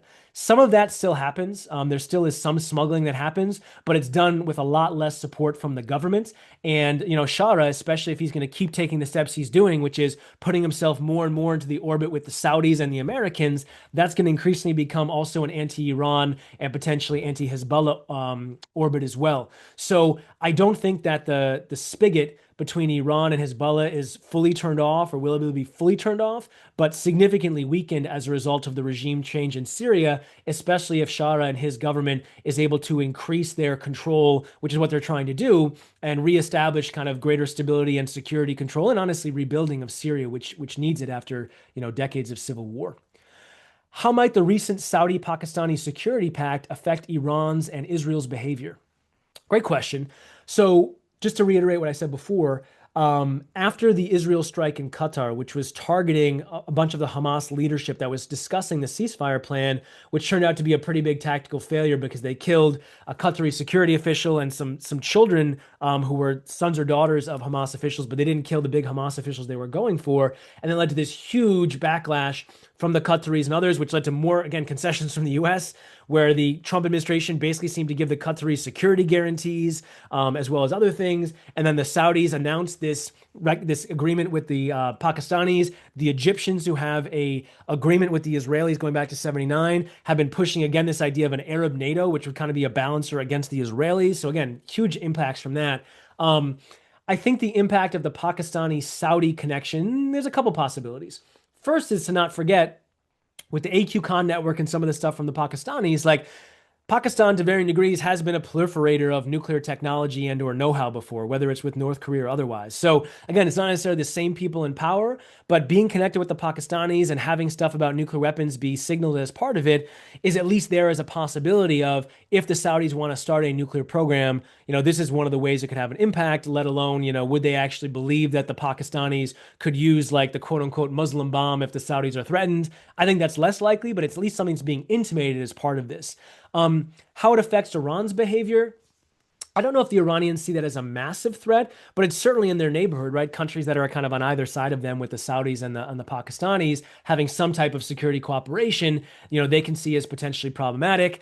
I think the Israelis certainly do not like it. At the same time, I don't think that they think the Saudis anytime soon are going to build a nuclear weapons program or one that threatens the Israelis, but it's certainly something that inside of Israel and elsewhere, when there's criticism of the Qatari strike, again, some of these trends were happening, but some of it is like, look what you've done in this case. Like, this is like Netanyahu taking a step too far that has created kind of this more backlash or balancing coalition, again, to mention it, from other states in the region that, certainly before October 7th, were moving towards the Israelis. After Israel's invasion of Gaza, some have moved away, though none have broken ties. But again, with the Saudis and others, there's a move maybe back towards. It depends on stuff with the Palestinian state. But the strike in Qatar, I think, shook a lot of the Gulf states because they looked at it and said, Qatar is a major non-NATO ally. They just gave President Trump this massive plane. They have the biggest U.S. military base in the region, and the Israelis struck them. And so for the Saudis and others, this is a little bit like Mubarak being overthrown in Egypt and many Gulf monarchies looking and seeing the Americans didn't save him, feeling much more vulnerable and feeling like they need to do things like this alliance or cooperation with the Pakistanis. So I think the Iranians and the Israelis are both watching it. I don't know if it changes the game at all, but it's certainly something that probably neither of them like very much. Okay, what is Iran's relationship like with its non-Arab neighbors? So interesting question, right? So let me pull back the map up again so we can all look at some of this together. Share my screen. Okay. Let's see what's the best map I can bring. Maybe one of the ones at the beginning here.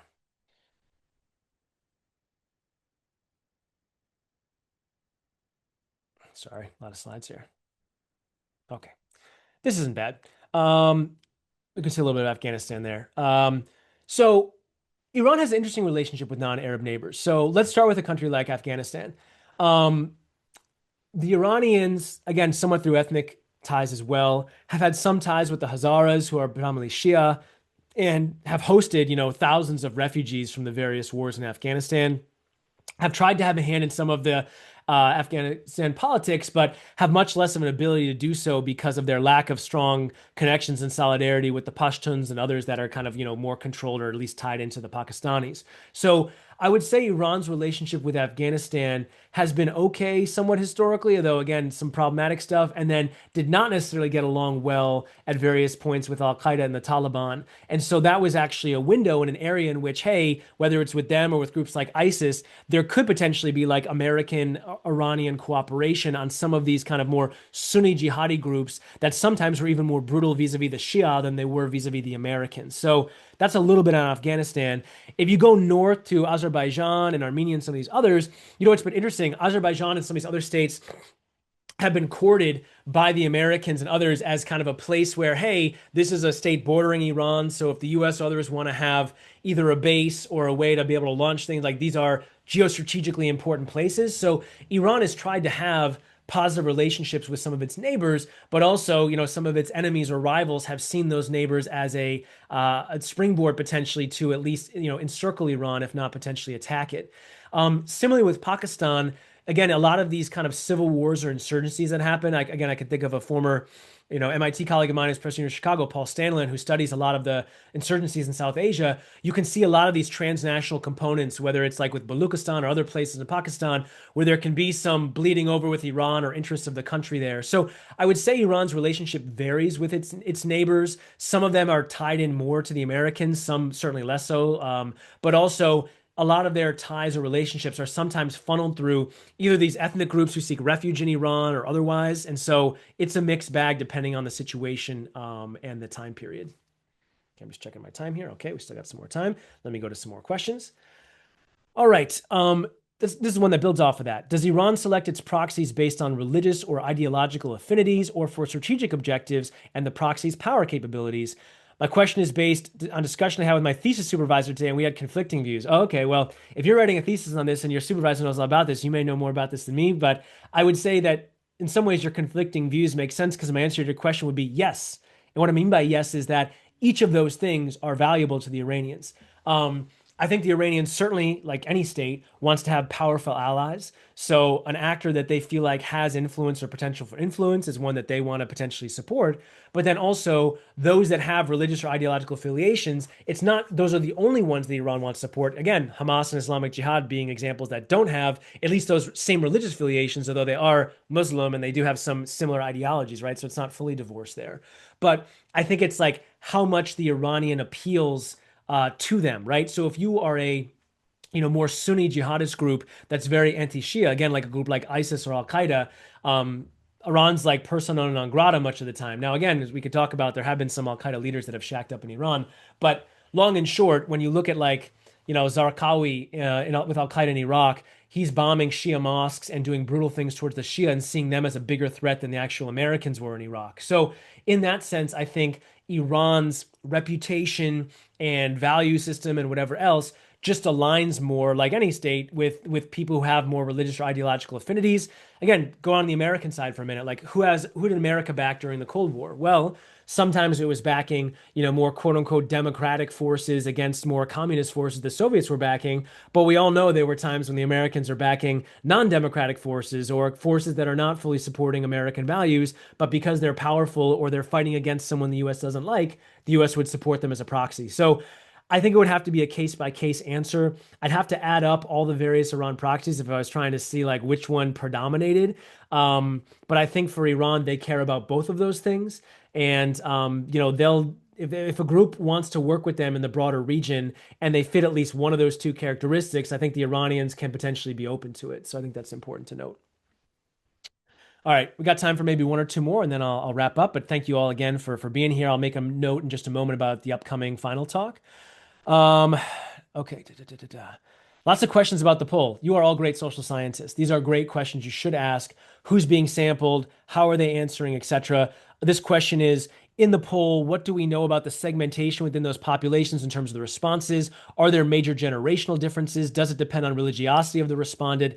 Where, if at all, do they get their news and information? So again, it's hard for me to type right now and talk, but maybe one of the conveners can put this in there. Or again, you can look on my slides later. But most polls will break this down. So again, I'm not just going through a poll for an hour, so I'm not going through the crosstabs and stuff. But if you look through Arab Barometer, if you look through PCPSR, on the Israeli side, if you look through Israel Democracy Institute or INSS, usually they will have these kind of top line things, but then they will often, sometimes in the Excel sheets, not necessarily nice visuals, break down, okay, by age, by political affiliation, by these things. They don't do that necessarily for everything, but they do a lot of the time. And certainly like PCPSR is good at that. And I think IDI does that pretty well too. So those are great questions. And you're asking the exact right things, right? The top line result matters in terms of approval rating, whatever. But sometimes the most interesting stuff or the devil's in the details of like, well, as you know, like support for Israel, the Palestinians these days, you can find in America like a lot of splits there. But then if you break it by Democrats, Republicans, or 65 plus versus 18 to 25, huge discrepancies there, right? So you're on the right track, both in thinking, as people questioned before,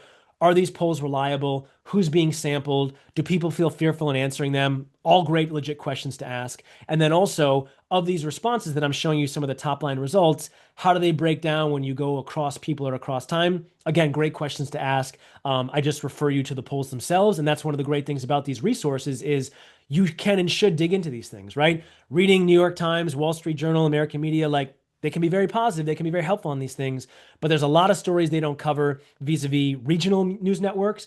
And also they almost never go into this type of polling data, but it's accessible to you. It takes a little more work on your part, but go to the Arab Barometer, go to PCPSR, go to IDI, go to INSS, go to MEI. Like again, all of these polls have different organizations that run them. Some of them have political slants or otherwise, but there's reliable ones out there you can get. And that's something that you can really improve your knowledge when you're trying to understand, like, how do Israelis think? How do Iranians think? How do Palestinians think? Like, you don't just have to rely on like one friend or one interview that's being put on 60 Minutes. Like, you can actually go to polling data, which, as many of you noted, have its own flaws. But when you combine that with some of these other things, I think you can get a better picture of how people are feeling. Okay, so with that, I'm going to close, and I just want to reiterate, I really hope to potentially see you at the next talk. So in terms of the information on that, I'm going to put it up on the screen right now.